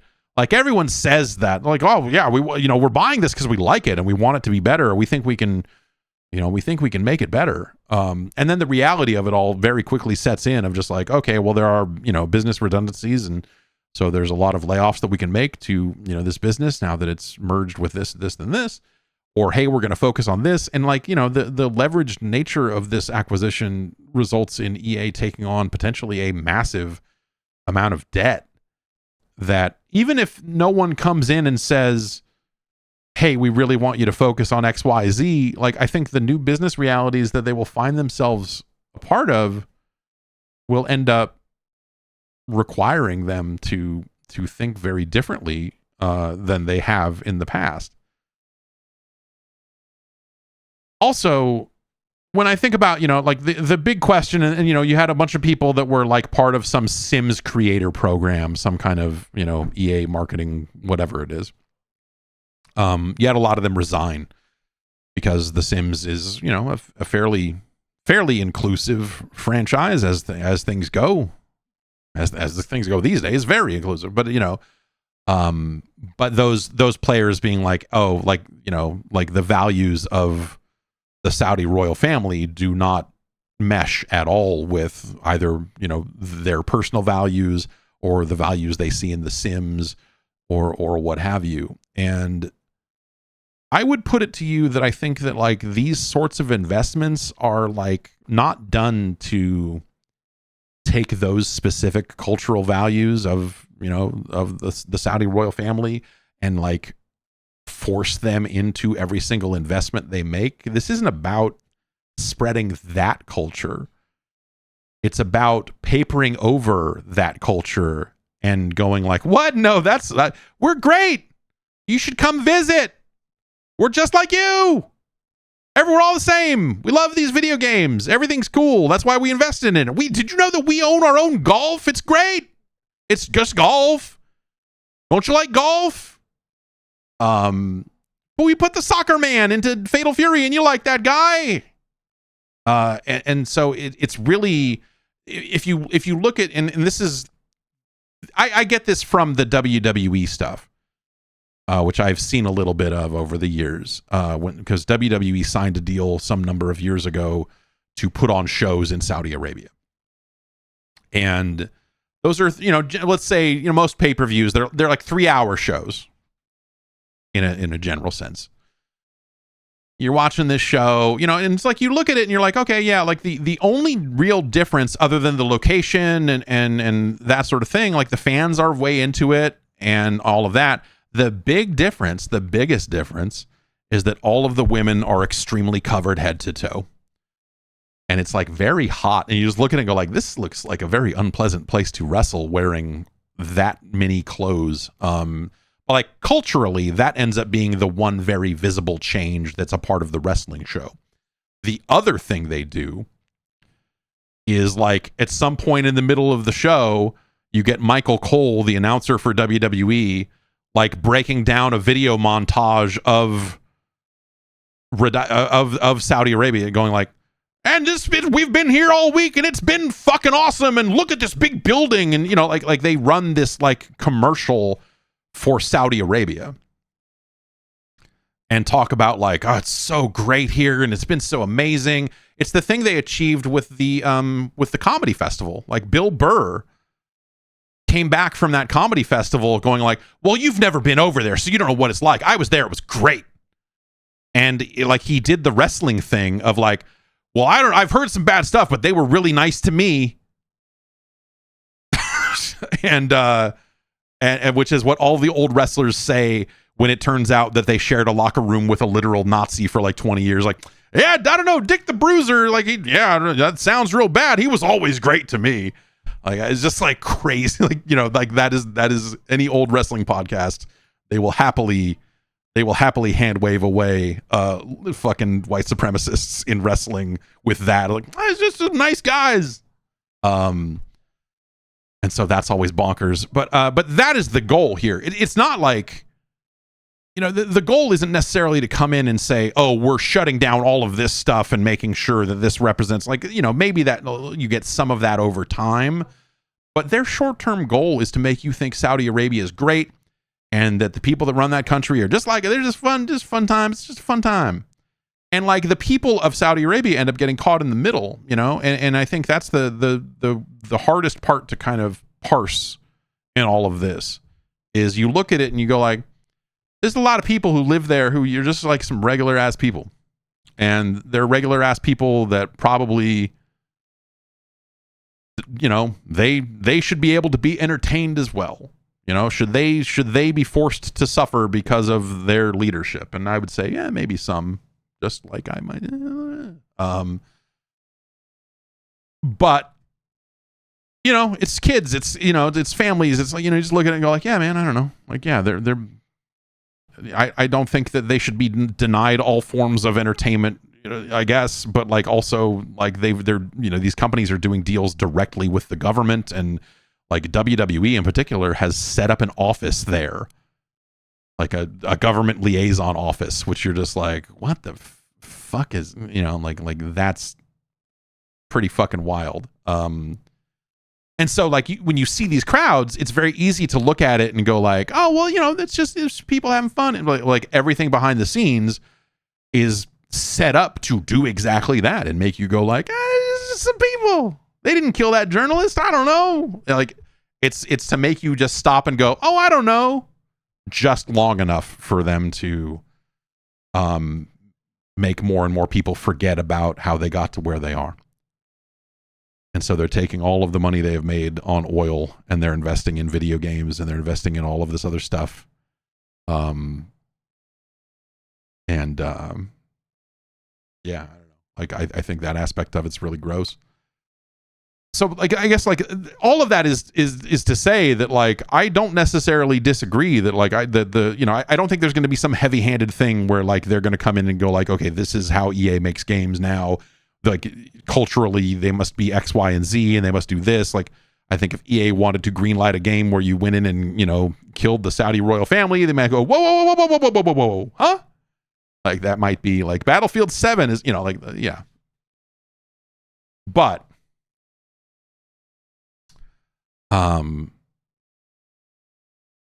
I don't necessarily think that that is something that they are expecting in all of their investments. And I don't think we've seen that in some of the other things that they have invested in.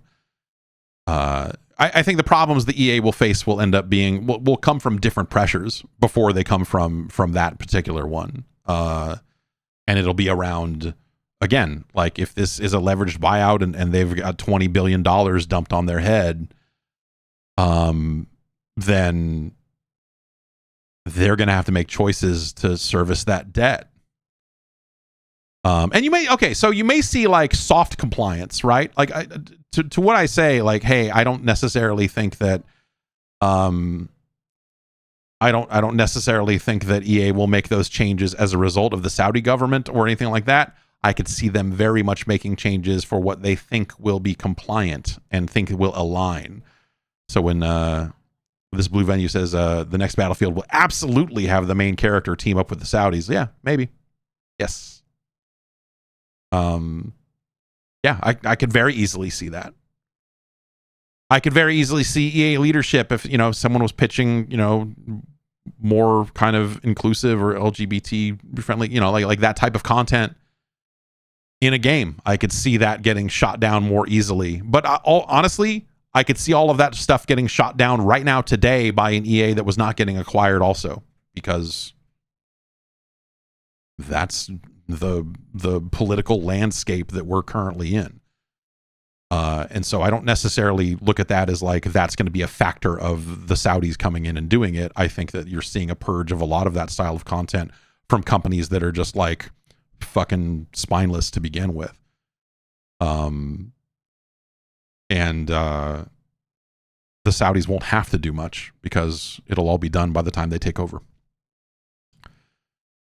But we will see. Again, I do think it's kind of, it is sort of, you know, like it's a thing that you say in these sort of statements where you're like, we're going to maintain creative control. But like, those are the things you don't know until you're in it, man. Like once you're sold, you're theirs, you're somebody else's, and they can change their mind tomorrow. Or the business might change in such a way where you're like, oh, actually, we're pivoting away from all of this stuff into this, and this, you know? And if they have to serve all this debt, they're only going to make the biggest of the big games anyway. They did, the NFL license, I believe, got extended.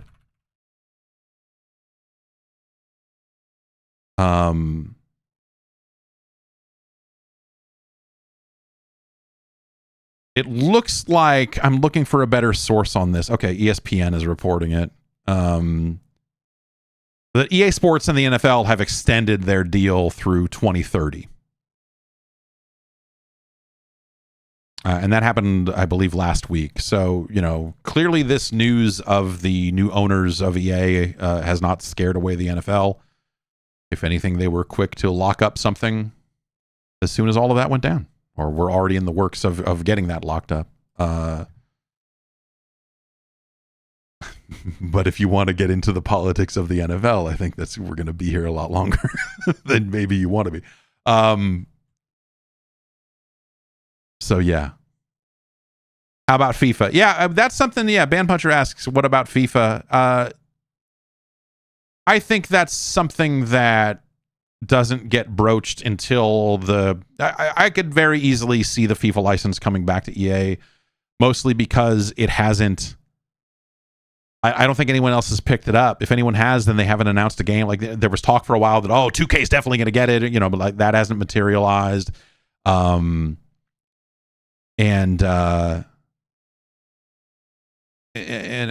so there's all of that sort of stuff that has kind of swirled around since FIFA and EA split up. But I don't think FIFA has found a better deal. I think they've discovered that like there are just not that many companies out there that are willing to start making a soccer game from scratch, and that the FIFA license I don't think guarantees success.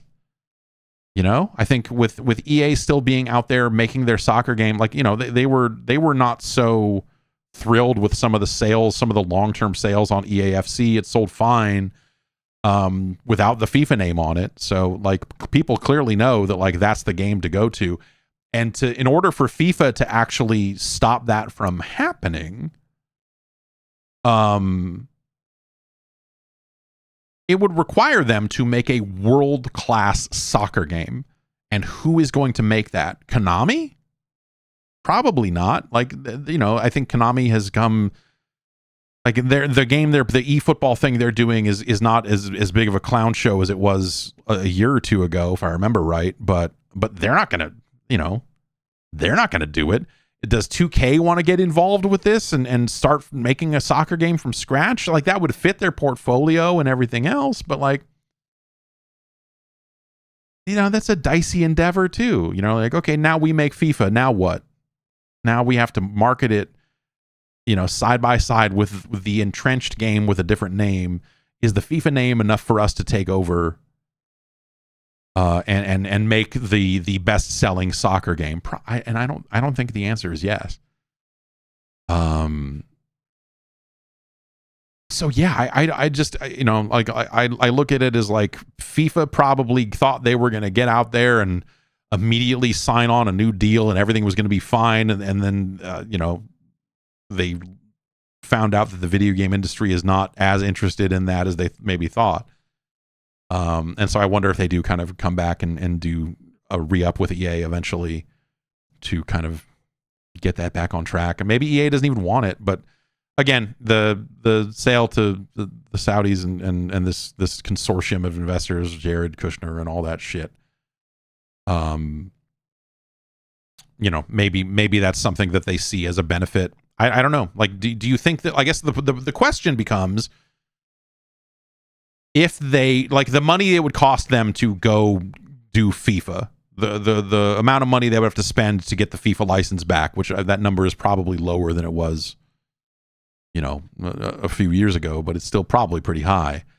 Do you think that rebranding the game from EAFC back to FIFA, do you think it makes enough additional money annually to be worth whatever FIFA's cut is? Because EA's out there selling Ultimate Team packs. They don't give a fuck. They're like, this is still selling great. Like, we're still stacking money on money on money over here. Like, is it gangbuster sales the way we wish it was? Like, it's close, but no, not really. I think the earnings call stuff that I remember out of EAFC and out of college football, year 2 of college football specifically, is that it maybe wasn't selling throughout the year the way that they thought it would, or the way they hoped it would. And so maybe they've seen a little bit of drop off throughout the year in a way that they hadn't in the past. But again, I don't think that slapping the FIFA name on the box does anything for them. And everyone probably still just calls it FIFA because who cares? And I don't think that there's anyone out there that could make like right now, you could always build a team, right? And maybe they make the greatest soccer game ever created, right? But that's probably pretty hard to do. starting a studio from scratch to suddenly like, okay, year one, this needs to be the best football fucking game on the market, mate. Get your kit on and go. Yeah, I don't know, man.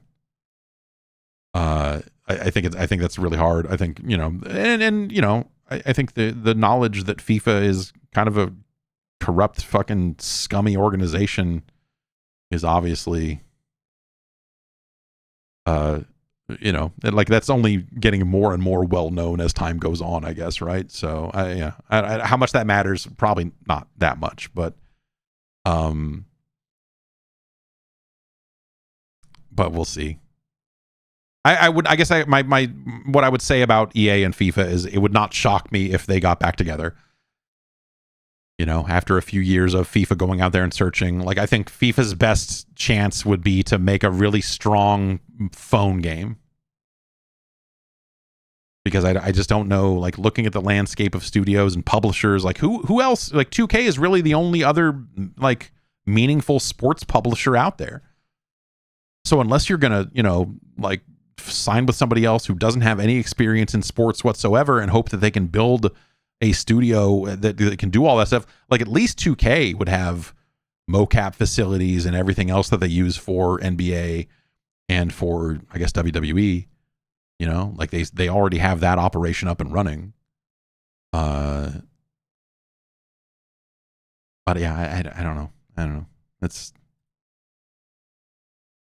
also, what the fuck do I know? Ask me anything about soccer. I know that at halftime we get orange slices. They give us orange slices at halftime. And the goalie can't use his hands. And that's going to do it for the news. You know, there's been actually just like quickly there's been Nintendo seems to be like losing or like they seem to be not faring well in their lawsuits. They're trying to get patents around capturing creatures in video games, which they failed to get that patent, and now Eurogamer is reporting that that in the US, like after the patent got rejected in Japan, now in the US, I guess like over here they're going to take a look at the previously granted Pokemon patent and decide, wait, should we be nullifying this patent too, because this seems like it is way too confining, and that they may invalidate that existing patent that Nintendo has here, or that Game Freak or whoever holds the patent. But that is pretty interesting as well. The Pal World stuff I feel like has not really been front of mind for anybody. But you know, there is kind of a weird competitive thing happening there where Sony has invested in the Pal World developer, like the movie is coming from Sony Pictures, and so like Sony and Sony's business and Sony's board of directors and like all of those, like they are kind of wrapped up in a little bit of the Pal World stuff that Nintendo is trying so desperately to like squash. And so there's sort of an interesting undercurrent to a lot of this stuff that you may not hear about on a day-to-day basis. But yeah, the movie thing, when did that happen? Sony signed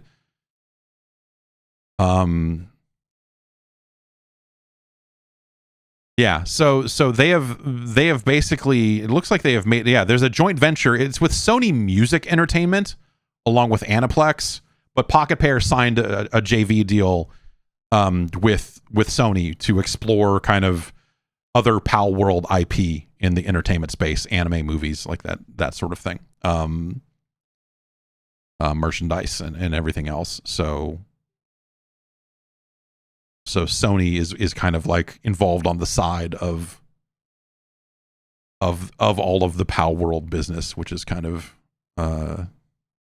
again interesting as far as all of this stuff goes. Why don't we get into some emails here? Podcast@guard.bike is the email address. You can email me. You can. I swear it. Max in New Hampshire writes in with some Silent Hill F discussion. Upon the release of Silent Hill F, some game industry professionals said they are more interested in a 7 out of 10 than a 10 out of 10. I know survival horror is not your cup of tea, but do you have any appreciation for this kind of sentiment regarding a game that does something incredibly well despite flaws? Do you see a world in which a 7 out of 10 game can go on to become a true classic?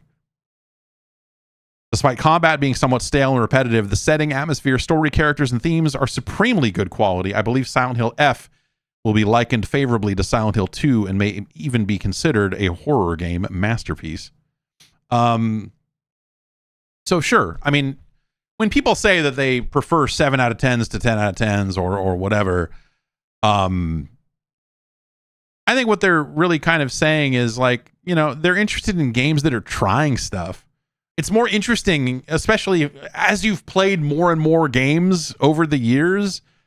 It is specifically, they're talking about games that are trying new things, that are interesting, that are working outside of the box and doing wild stuff. As opposed to a game that has like mastered and polished the existing form, you know, like games that are getting 10 out of 10s, especially these days when I think, you know, like the form has matured in a lot of ways. Games that are more or less perfect examples of current gaming, like that's not, usually that means that they've iterated on something, they've honed things to a perfect edge, and you look at it and go like, wow, this is really great. It's huge. This is the best game of the year. This is whatever, you know. That doesn't always make for the most interesting game. Sometimes games off to the side that are doing insanely different things, you know?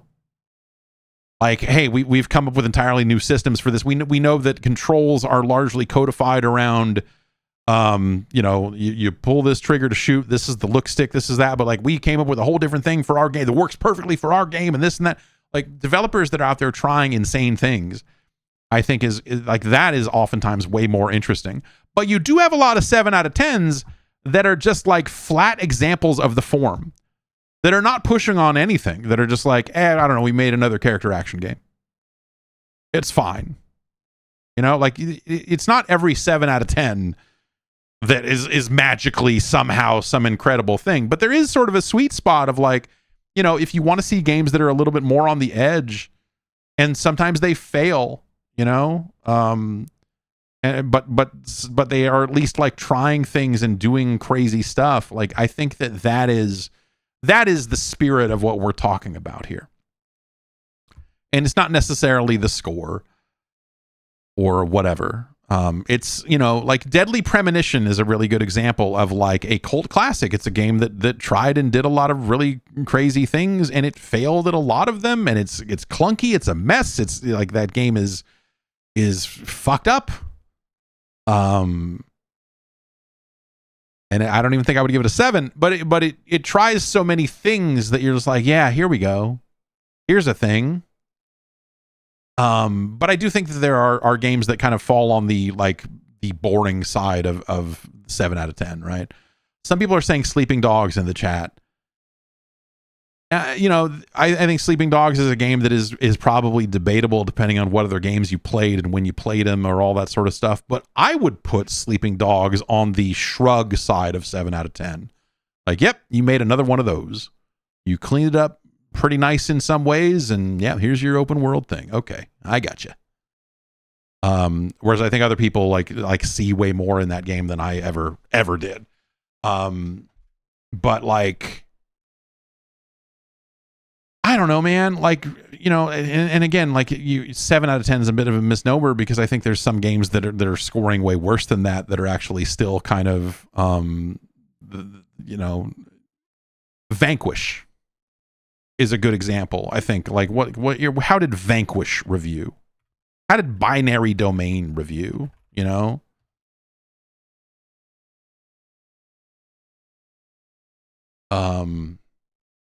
In some ways, we're kind of talking about B games, but I think when we talk about B games, we're looking at games that are just like solid examples of the form. It's not necessarily that they're pushing hard in some new direction or anything. Bariki One says Dark Void. Dark Void is a cool game. Dark Void, I would actually say, is the 7 out of 10 that is largely, well, I don't know, like the flying stuff, they were trying something there. I guess you could say that.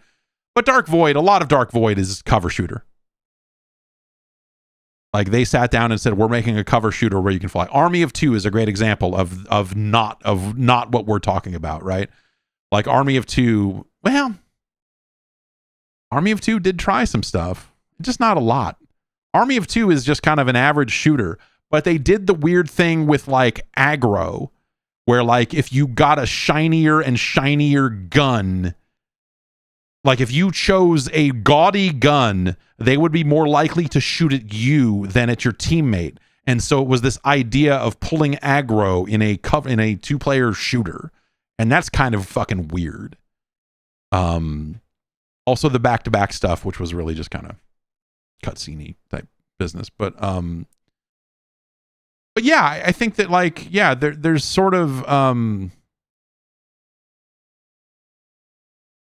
games that try and they miss the mark, but you still find something in them where, you know, like, and they're not even games that you would necessarily recommend to everyone, but you're like, hey, there's actually like some really amazing stuff. Like, I know I rated it higher than this, but I actually think that the Syndicate reboot is a relatively good example of like the game that did some stuff, the game that has points in it to where it is greater than the sum of its parts.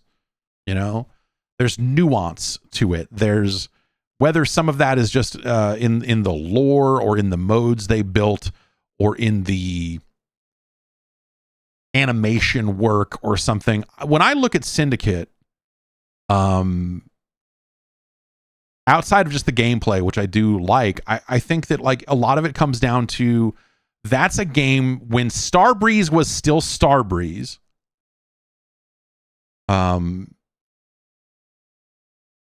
And, you know, and Machine Games, I think, inherited a lot of this DNA along the way, but like, it is the thing that they did in Riddick, and Syndicate still has some of that, but Riddick is actually the game worth talking about here. Riddick is that game that like, it's flawed. It's got some weird stuff going on, but it's trying so much, and it's doing, and also the gun handling for such an established genre of like, look at this front top view of this gun model at the bottom center of your screen for 8 hours, you know, like for something that had been done a zillion times by the time Starbreeze had gotten to it. Just the way, like, even just dumb, simple stuff. Like, you look at it now and you're like, oh, that's it, actually, like, it is still really cool because a lot of developers still don't do this. But it is when you press up against a wall and you see the animation of the gun going up against it, because logically the gun couldn't just sit at the bottom center of the screen if you're pressed up against a wall. Like, treating the human body in a first-person shooter as a real thing and not just a fucking metal dick at the bottom of the screen and a crosshair, you know, like Quake, for example. Nothing, you know, Quake's an amazing video game, but you know what I mean? Like that, like making that stuff feel real. Yeah, Indiana Jones does a good job of that. Like the Wolfenstein games do a good job of that as well. But like Riddick was really, I think, the first game that I had seen that did all that shit. And did it really well, and did it automatically. It wasn't something where you're like, I need to pull my gun in so I can get closer to this wall. You know, it's not a system. It's not some insane game thing, you know, but it's a subtle thing that adds so much to the overall experience, that it helps make that game stand out. And you know, the rest of Riddick is no slouch either. Like, I don't mean to, you know, like, it's not just that. It's like, hey, you're exploring this, like, all of that stuff is super fucking fascinating, especially for a first-person shooter type game that was coming out when that game came out. But that game is flawed in a lot of ways too. Like, it's fucked up. It's messy, you know? They pull off a lot. They don't get all the way there, but there's enough there that if you can kind of work through the kind of frustrating parts of it, you see something special. And so I think that's ultimately, like, that's what people are talking about. And people say the same thing about movies all the time too, that they'd much rather watch a 7 out of 10 movie than some, like, you know, massive box office 10 out of 10 whatever. And I tend to agree, but it's something that's like cult classics is a way to kind of describe this stuff. But I think like in a lot of cases, we're describing things that are a little bit better than the typical kind of cult classic, or a little bit, in some cases, better regarded than games you would often just attach the cult classic moniker to. But that gets you most of the way there. Like, yeah, that's a sensible label for this stuff as well. But I think a lot of it comes down to just like if you're a person who values, whether it's, whether you want to call it innovation, or you want developers to try to like push the medium forward, and you're okay if they don't hit it all the way out of the park, Like there's a better version of a lot of these games. Mason Weather says Drakengard is an amazing 7 out of 10 that gave us Nier. Sure, I guess. I will keep no candles lit for Drakengard. I have zero. I do not like Drakengard, but I understand where you're coming from, right? Like it's like Drakengard did some stuff that if you were able to appreciate that stuff, then yeah, there's some cool stuff there. Drakengard maybe just piles up the shit a little too high. I don't know. Phil Bosch says Dragon's Dogma. Dragon's Dogma is probably a really good example for what we're talking about, right? Especially, I think, especially for something that seems like a relatively well-worn genre. Especially even from a company that had already made Monster Hunter games at that point, and then Dragon's Dogma comes out, and they're just like, I don't know, man, there was a guy here, and he said, I got some different ideas about how to do this monster fight thing. And then he gave us Dragon's Dogma, and I don't know what we're going to do with it, but we're putting it out. Fucking, I don't know. Like, yeah, I like Dragon's Dogma is a really good example of just like, hey, there are multiple ways to solve this problem. And I think that's something that we kind of lose these days. And there are cases where I'm happy to lose it, because sometimes I like just a polished up game, and they don't have to reinvent the wheel every single time, and control schemes and what have you. But like, there is something that I think we lost, in games as a lot of this stuff became. It's why I was talking about controller innovation earlier. It's because I think that's, in some ways, that feels like the only way out of it. First person shooters control a specific way now, and that's kind of it. You can try to sit there and say like, oh, well, the Halo control scheme is better. You're wrong. It's fine. Like, the first thing to do in a Halo game is to change the controls to Call of Duty. It is the de facto standard across so many games for so many reasons. Killzone, another great example of like, oh, we tried to have a slightly different control scheme. They went more in the Halo direction as well. But for the tasks at hand in most of those shooters, the Halo control scheme, like the idea of like devoting your left trigger to throwing grenades when you have all of these other buttons available, is stupid. But like, I do think that like it's frustrating in a way that we have lost a lot of variety in control schemes across a lot of these games. Like, in some ways I wish that wasn't the case, that like shooters were different enough from one another that a lot of these different control schemes would make more sense. And you see things like if you want to call, Metroid Prime a shooter, that was kind of the interesting thing about playing the remastered version of those games, where it was on a more standardized controller, is you're like, oh, like it doesn't need this. Like, it's cool that it kind of controls a little bit more typically, and the buttons do what you think they should do or whatever, but like aiming and shooting and dual analog sticks and this and that, like that's not what Metroid Prime is about, right? It's an adventure game. The shooting, like, it makes sense that it has lock-on targeting, because it's not why you're there. You're not there to fucking nail headshots from across the level. Like, it's just not that game. It's an adventure game. It's a search action game that has some fucking, the action is shooting. And they've made that shooting better over the course of those games. And that's cool, as they've kind of found themselves into more and more typical controllers and schemes and what have you. It makes sense that game would evolve in that direction, but Propaganda V2 says Capcom still tries to change it up. Exoprimal and apparently Pragmata tries to change it up. Pragmata is fucking weird, man. I can't remember what button you hit but like Pragmata is less about changing up the defined control scheme for combat and more about layering an entirely other system on top of that control scheme.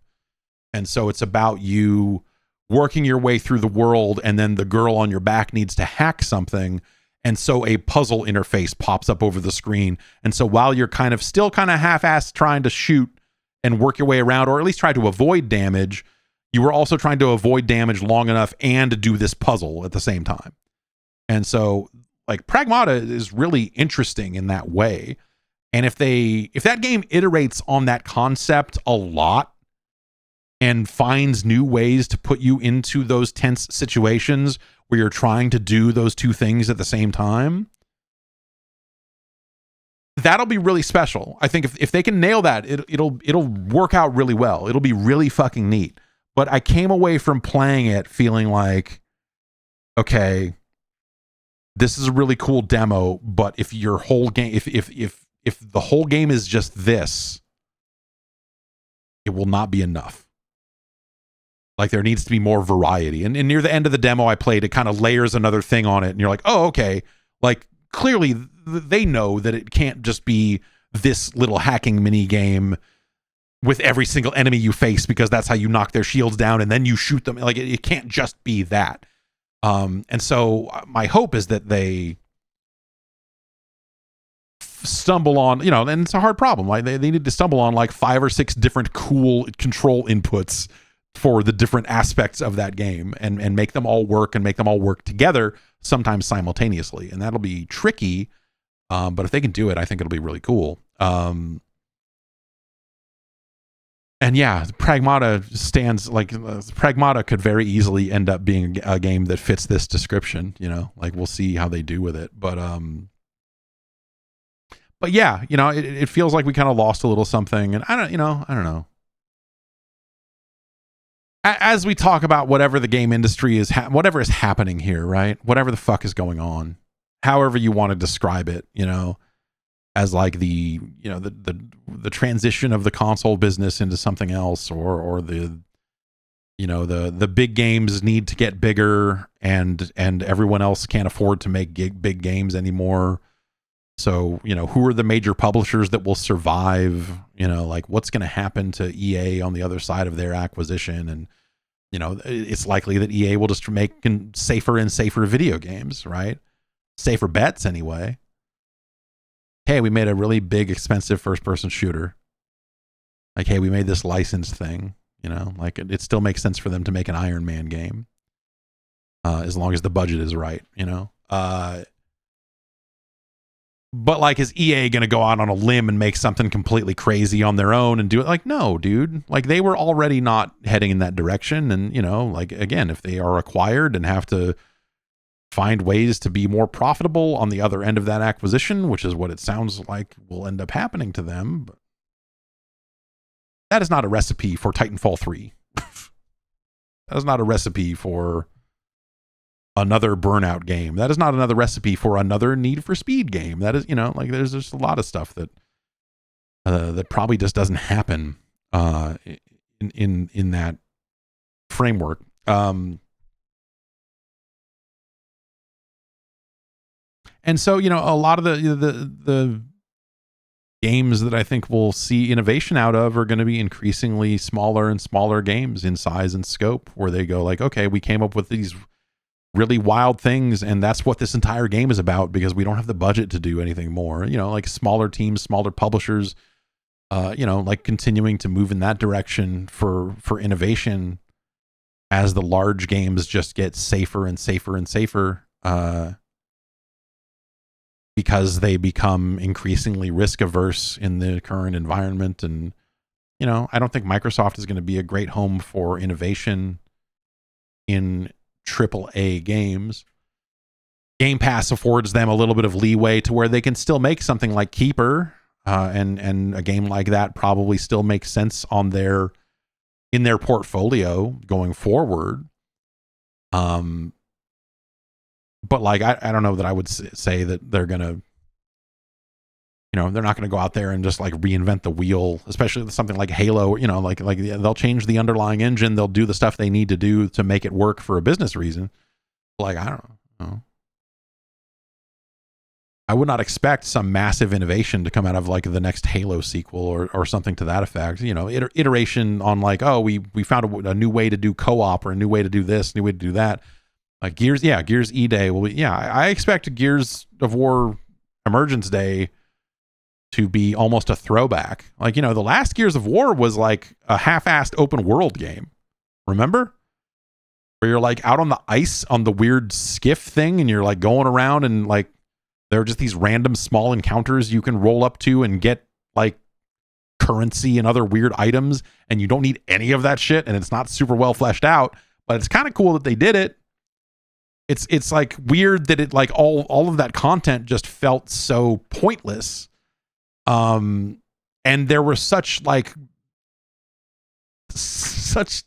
very pointed and noticeable transitions from like open world to, oh, now it's a Gears level. Like it literally, like he shimmies sideways until there is room through a little crevice, and you come out the other, like, I'm gonna crouch under this thing, and then when we come out on the other side of this, we are no longer in the open world, and we are in a Gears of War level. Like it was kind of like Halo ODST. Like that's a good way to split the difference in some strange way, right? Like ODST is a really cool game, but when you get out of that open world and into the levels, it's a Halo game through and through. And the transitions are very rigid. It's like you go back to that hub and it's fucking jazzy and smoky and dark, and you're like, man, what the fuck? This is crazy. Am I shooting all of these things, or am I not shooting any of them? I don't know. And then you get to the point where you're like, look at this man's helmet. All right, let's do a Halo level. And then you get into some very, very standard Halo levels on the other side of that transition, right?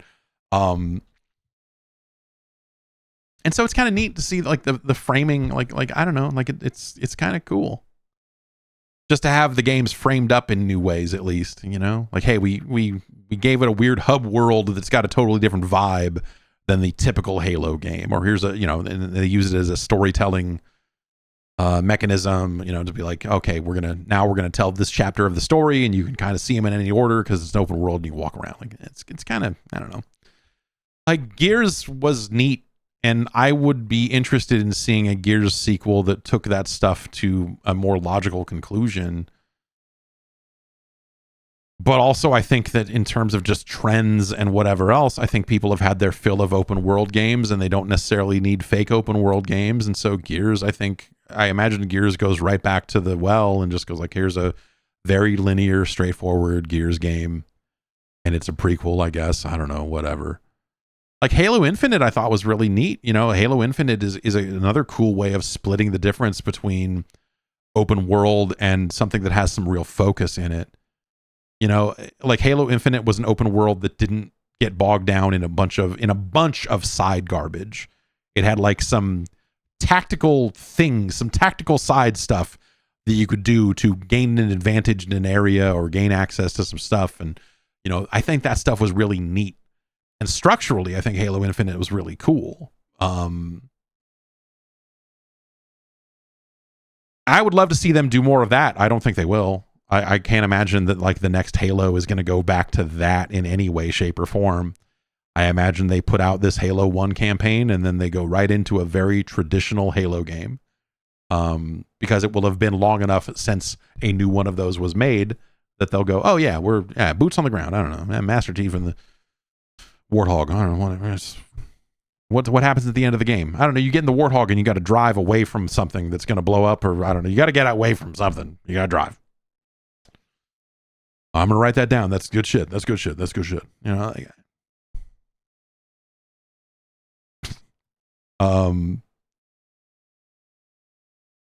Ryan writes in from Texas to ask, what is the worst button to press or use on some controllers that you've used? For me, it's the Z button on the N64 controller or the touchpad on PlayStation controllers. I'm also not a fan of the little joystick on the GameCube controller. The worst buttons, I mean, a lot of people saying L3 and R3, which I've never had any issues with those at all. I don't know. The clicking in the sticks has never been a big deal to me. Yeah, black and white buttons on the original Xbox were garbage. And I still couldn't tell you which one was which one was white, which one was black. You had to look at it every time.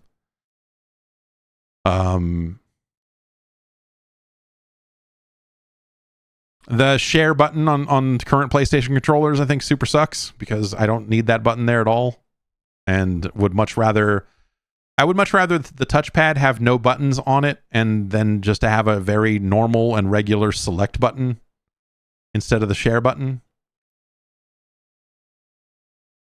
Yeah, the PS3 analog triggers are some real garbage. Those L2 and R2 buttons on the DualShock 3 or on the 6-axis even are awful. Like just the contour, the shape of them, the feel of them, the mushy, squishy, like, oh God, what am I like I'm putting, it's like I'm blindfolded, putting my hand in a box full of goo. Oh my God, I'm dying. I'm dying when I'm aiming down sights. This is terrible. It's why all the developers decided to switch it.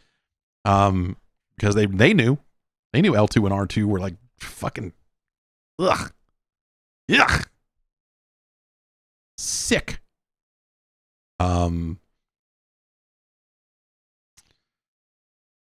Man, I don't know.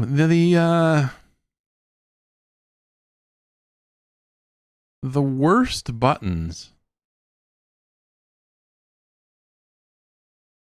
The worst buttons on I'm trying to limit it to like an official controller because we could really. I would say that the Intellivision controller, everything about it, about the way those membrane buttons pushed felt really terrible. That was real bad.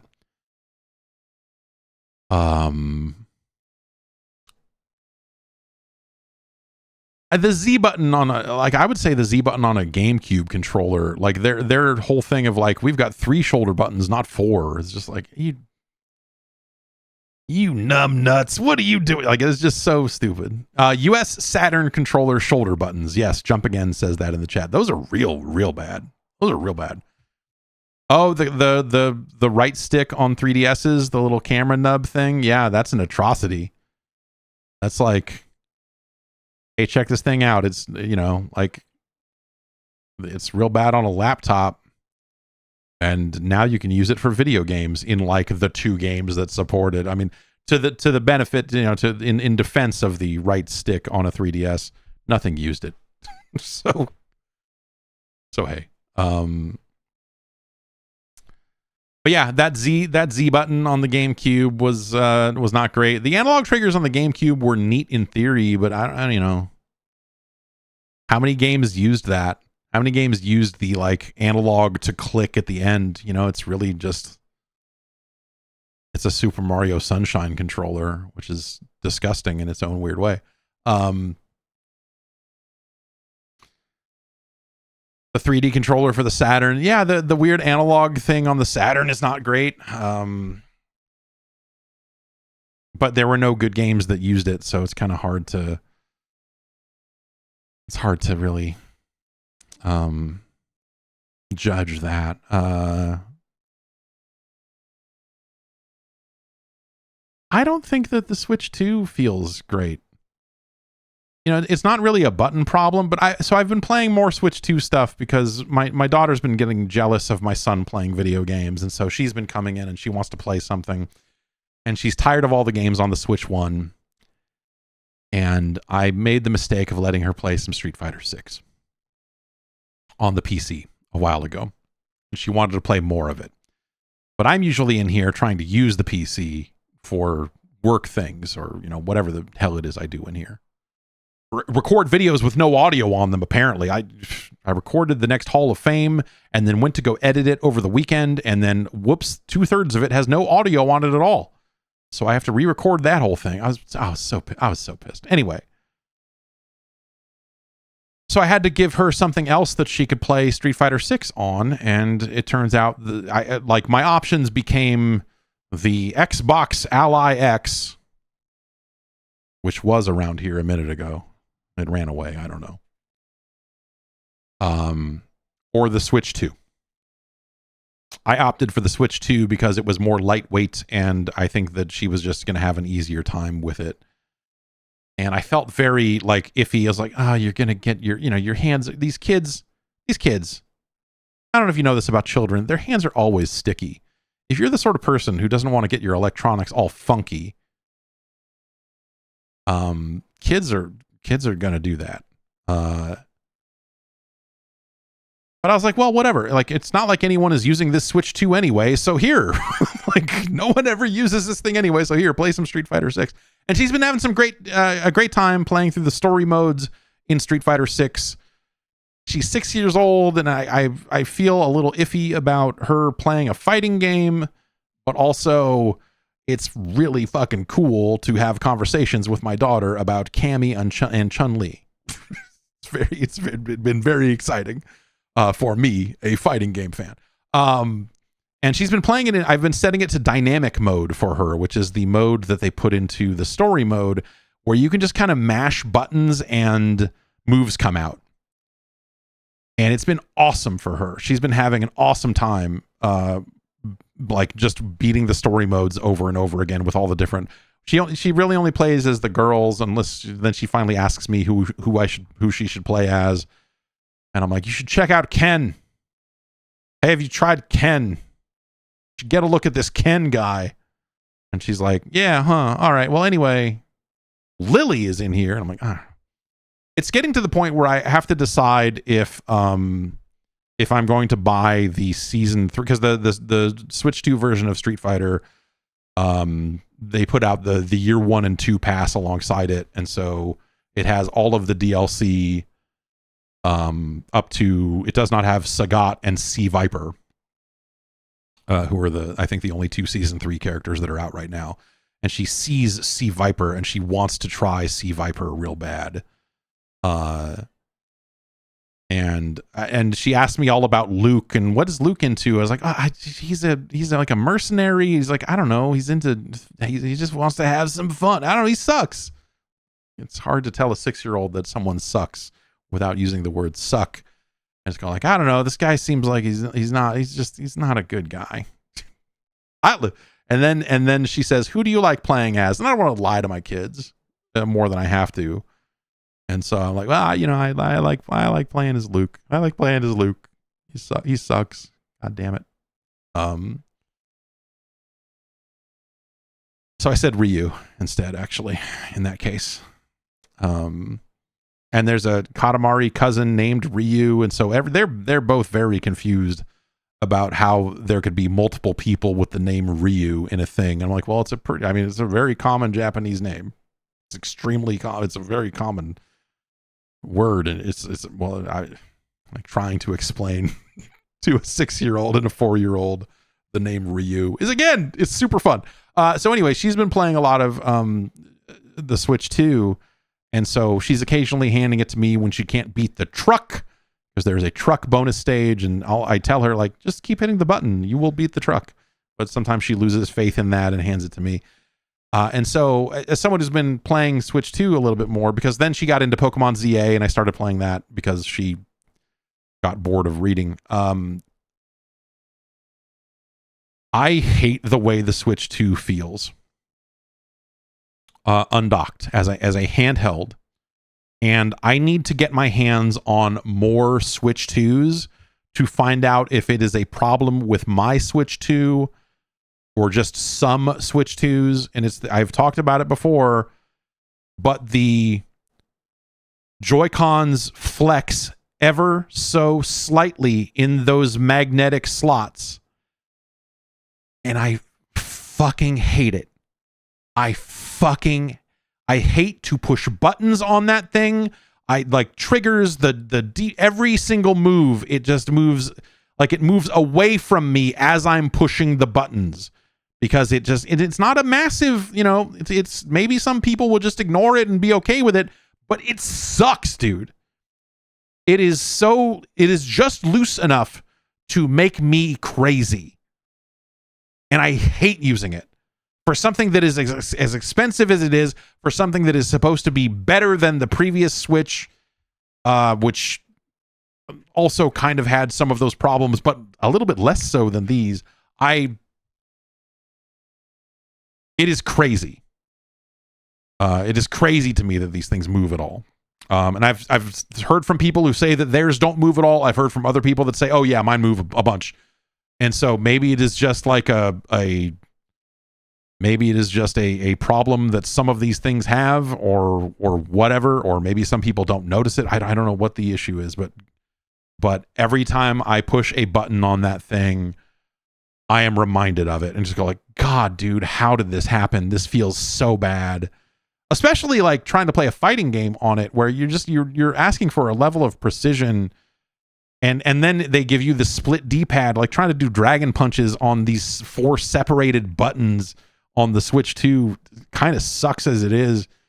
Yeah, man, I'm really surprised. I'm continually surprised by that, and it makes me not want to play games on that thing undocked. Like I started playing Donkey Kong a couple of days ago, which we're very close to the end of the game, and then never finished it. So now when I pick up Donkey Kong, I'm like, I have no idea how to do any of this. Like, which buttons do I hit in what order to launch off of this ledge and get some forward distance in order to make this grab? I don't remember the roll, jump, grab, this. Like, I don't remember any of that anymore. And like, and so I'm the absolute shits at it at the worst possible time. But in like having on top of that, having like the D-pad move as you're pushing it, like having the whole controller move as you're pushing it, like I think that super sucks.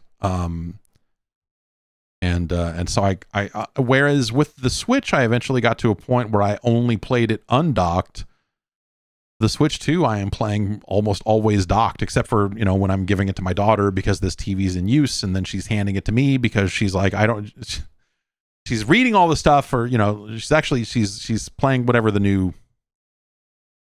she's playing Pokemon ZA because I had it installed and I hadn't launched it at all, but she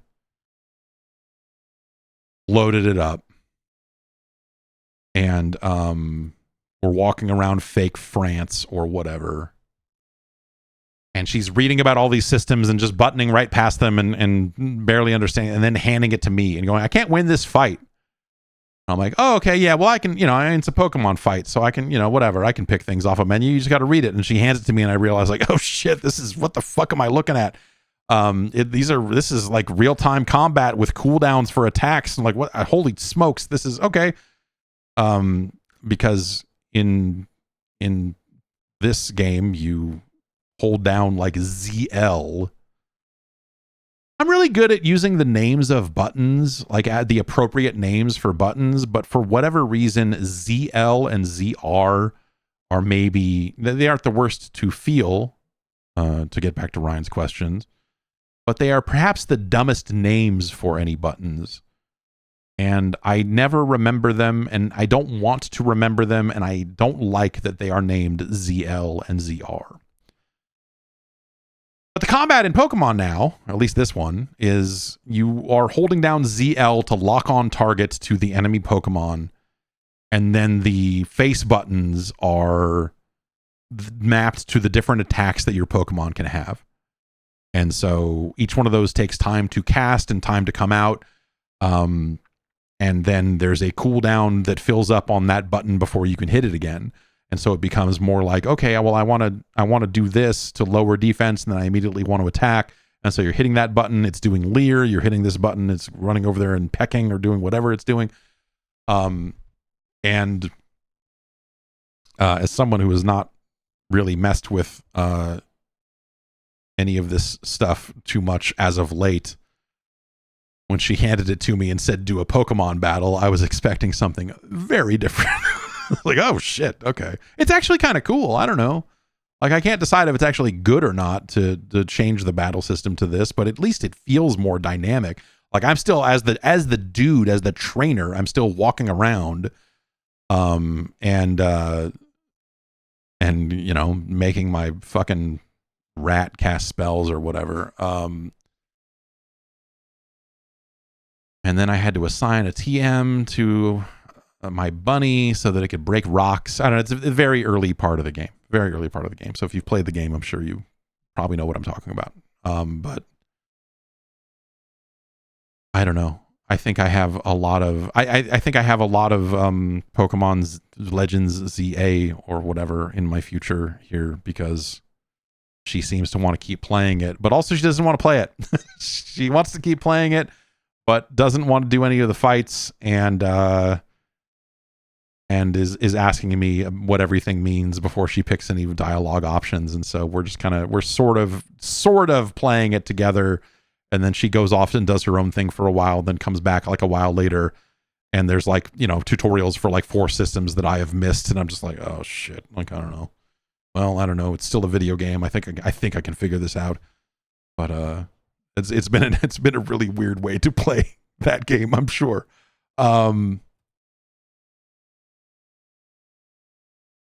Let's see. Adam in the UK writes and says, you've mentioned your fondness for the Commodore 64 a few times. While that was certainly popular here in the United Kingdom, I rarely hear Americans talk about it. From an outsider's perspective, 1980s gaming in the States seemed dominated by Atari and Nintendo. I'd love to hear more about your memories and what you enjoyed most about the C64, your favorite games, all that sort of stuff. Over here, there was a big rivalry between the C64 and the ZX Spectrum, and to a lesser extent, the Amstrad CPC, all fighting for the top spot in the UK gaming market. Did the C64 face any similar competition in the US? As from what I understand, the Spectrum and the CPC were pretty much non-existent over there. Yeah. I knew someone that had a Timex Sinclair. But no,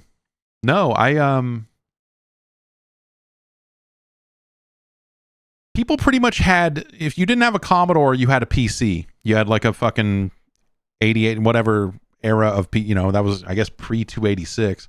No, I guess like by the time I had my Commodore, the 286 was probably the thing, if not the 386.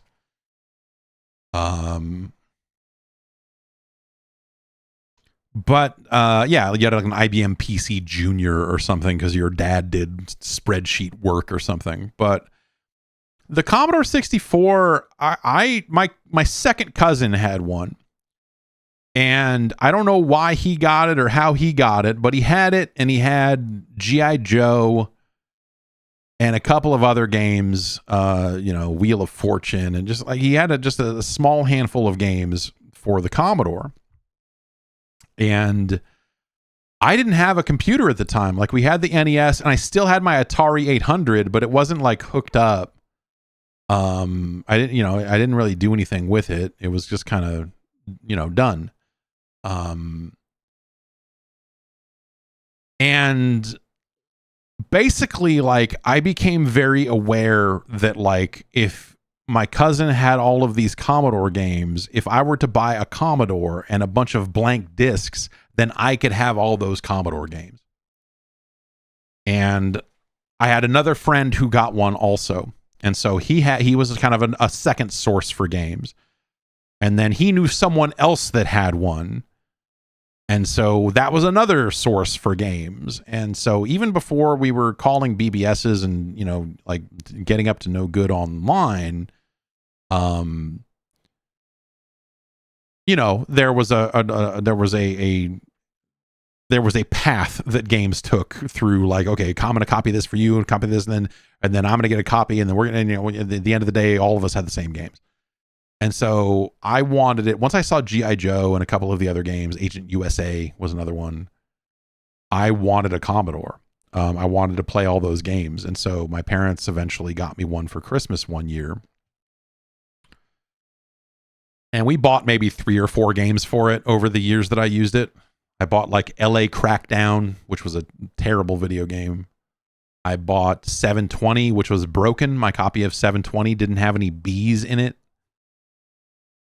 We bought Paperboy, which was cool because it would automatically fast load on the 128. I had a Commodore 128, but never used 128 mode for anything.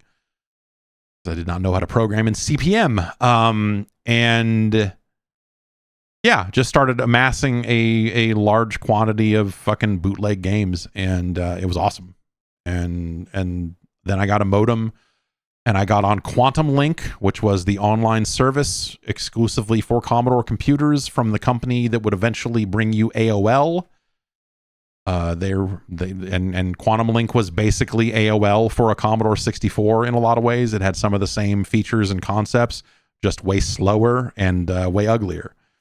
And you had to pay like $6 an hour or something to be on it in the expensive section. If you wanted to do chat, if you were in chat rooms, you had to pay by the minute to be in a chat room, in addition to a monthly fee, in addition to a long distance phone call, because my town did not have a local access number for Quantum Link.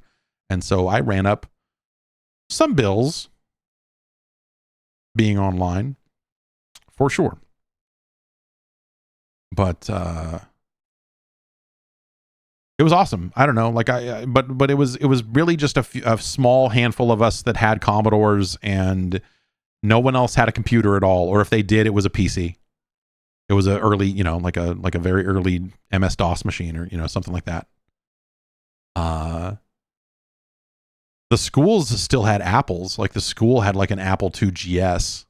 Like they didn't, and like they had like one Mac or something, and then like a classroom full of Apple IIs.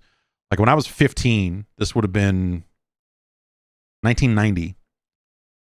In 1990, I took a typing class and computer class, and it was all Apple IIs. They were still using Apple IIs and Apple IIe's and Apple IIc's in 1990. And yeah. And so, I had my Commodore for a number of years, and then around 1992, I started hanging out with Glenn, and that was around the time the Amiga was coming out, and Commodore was sending him Amigas nonstop. He had like 3 Amiga 500s, all of which were broken in slightly different ways. And he ended up giving me like he ended up giving me 3 Amiga 500s that were broken in different ways. One, the modem port didn't work. One, the mouse port was fried, and one just worked. Finally, I got a hold of one that actually just was fully functional. And so I switched to the Amiga because I wasn't getting any new Commodore 64 games, and I wanted to log on to BBS's on an 80-column display instead of a 40-column display. And so I had an Amiga 500, but I barely used it for games. I really was just using it to call BBS's. And I would download some games here and there, and like I would, do some stuff, but like I did not have it. Like I didn't know anyone else that had an Amiga, and so other than Glenn, and Glenn was just getting games from publishers, and so I would grab those sometimes and just check out some games or whatever. But like I was not playing a lot of Amiga games at all, and then in '93 I got a PC. I went from I had the Amiga for a little while. And it's neat for what it is. And we had a CD TV, which is basically an Amiga 500 that's been consoleized. We had a CD TV with a Genlock card in it that Commodore had sent him. And the Genlock card meant that you could like load up deluxe paint and make images that you could use, and you could layer the images over video. And so we got into public access television around that time. And so we started doing credits for the show on the Amiga. And, or on the CD TV, really, because you could just plug a keyboard into the CD TV and it would just act like an Amiga 500. It wasn't, it was just, there wasn't anything unique about it. Other than the Genlock card meant you could pass video through it and layer stuff on top of it. And so we would, have a VCR hooked up on one side and on the other and just run this stuff through. And, it worked well enough for what it was, but it was a pain in the ass. It was always fucking broken. Sometimes it just wouldn't work right. And you're like, I have no idea. I'm so in over my head on this. I am fucking 16 and I am lost with this fucking Amiga. And yeah, so I don't know. We did that for a while, and then Glenn and I both got like straight up 486s not long after that, and and he started running a BBS out of his house, and I was a sysop on that. And then I got a PC. Like when I graduated high school, my parents got me a PC, and I got a 486 66, and played a lot of Doom, you know. And then I had access to the proper internet. I had a friend sign up for a class. Like, even though I wasn't out of high school, like quite out of high school, and I was not going to the junior college, I had a friend who was going to the junior college. And if you went to the junior college, you could sign up for a shell account on their Unix system, on their Linux system, you know. And so I told my friend, like, hey, go get an account for this thing and then give it to me. And so I had his name as my email address for like a couple of years on the local junior college system. And so I would get online there. That was before the World Wide Web existed. And I would dial into that shell account and look at news groups and figure out how to get all the cool stuff off of news groups. So many pornographic GIF images that you could pile up, as well as fully registered copies of Doom and all sorts of other video games. I bought a copy of Quake.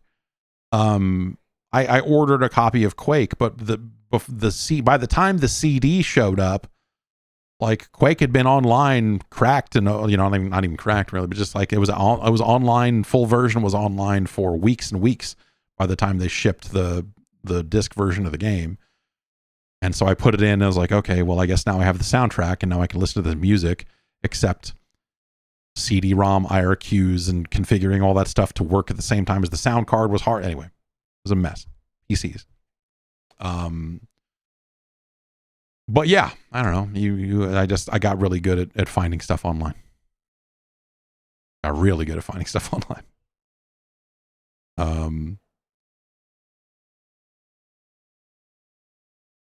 That's going to do it. One more quick one. Steven in Hillsboro, Oregon writes in and says, I found myself in Washington, PA for work, and I have to stay the weekend at a hotel with nothing to do. There is a StarCraft 64 in-person tournament in Philadelphia, 5 hours away this Saturday. Should I go? A StarCraft 64 tournament is hilarious, right? Yes. I mean, yes. Like, I hope that you went. This was sent on the 30th, so this tournament already happened. But yes, I think you should go. You should have gone and taken a bunch of video and pictures of an in-person StarCraft 64 tournament, because that's fucking crazy. 5 hours is a long drive. But again, if you're at a hotel with nothing to do, I mean, shit, might as well. Go enter. Maybe you win. Or I guess it already happened, but that's exciting. The idea that that people are getting together to play StarCraft 64 competitively, and also advertising it in such a way that you heard about it even though you were staying 5 hours away, is also kind of amazing. So I hope that you went, or at least found something to do while you were there. Anyway, that's going to do it for the show.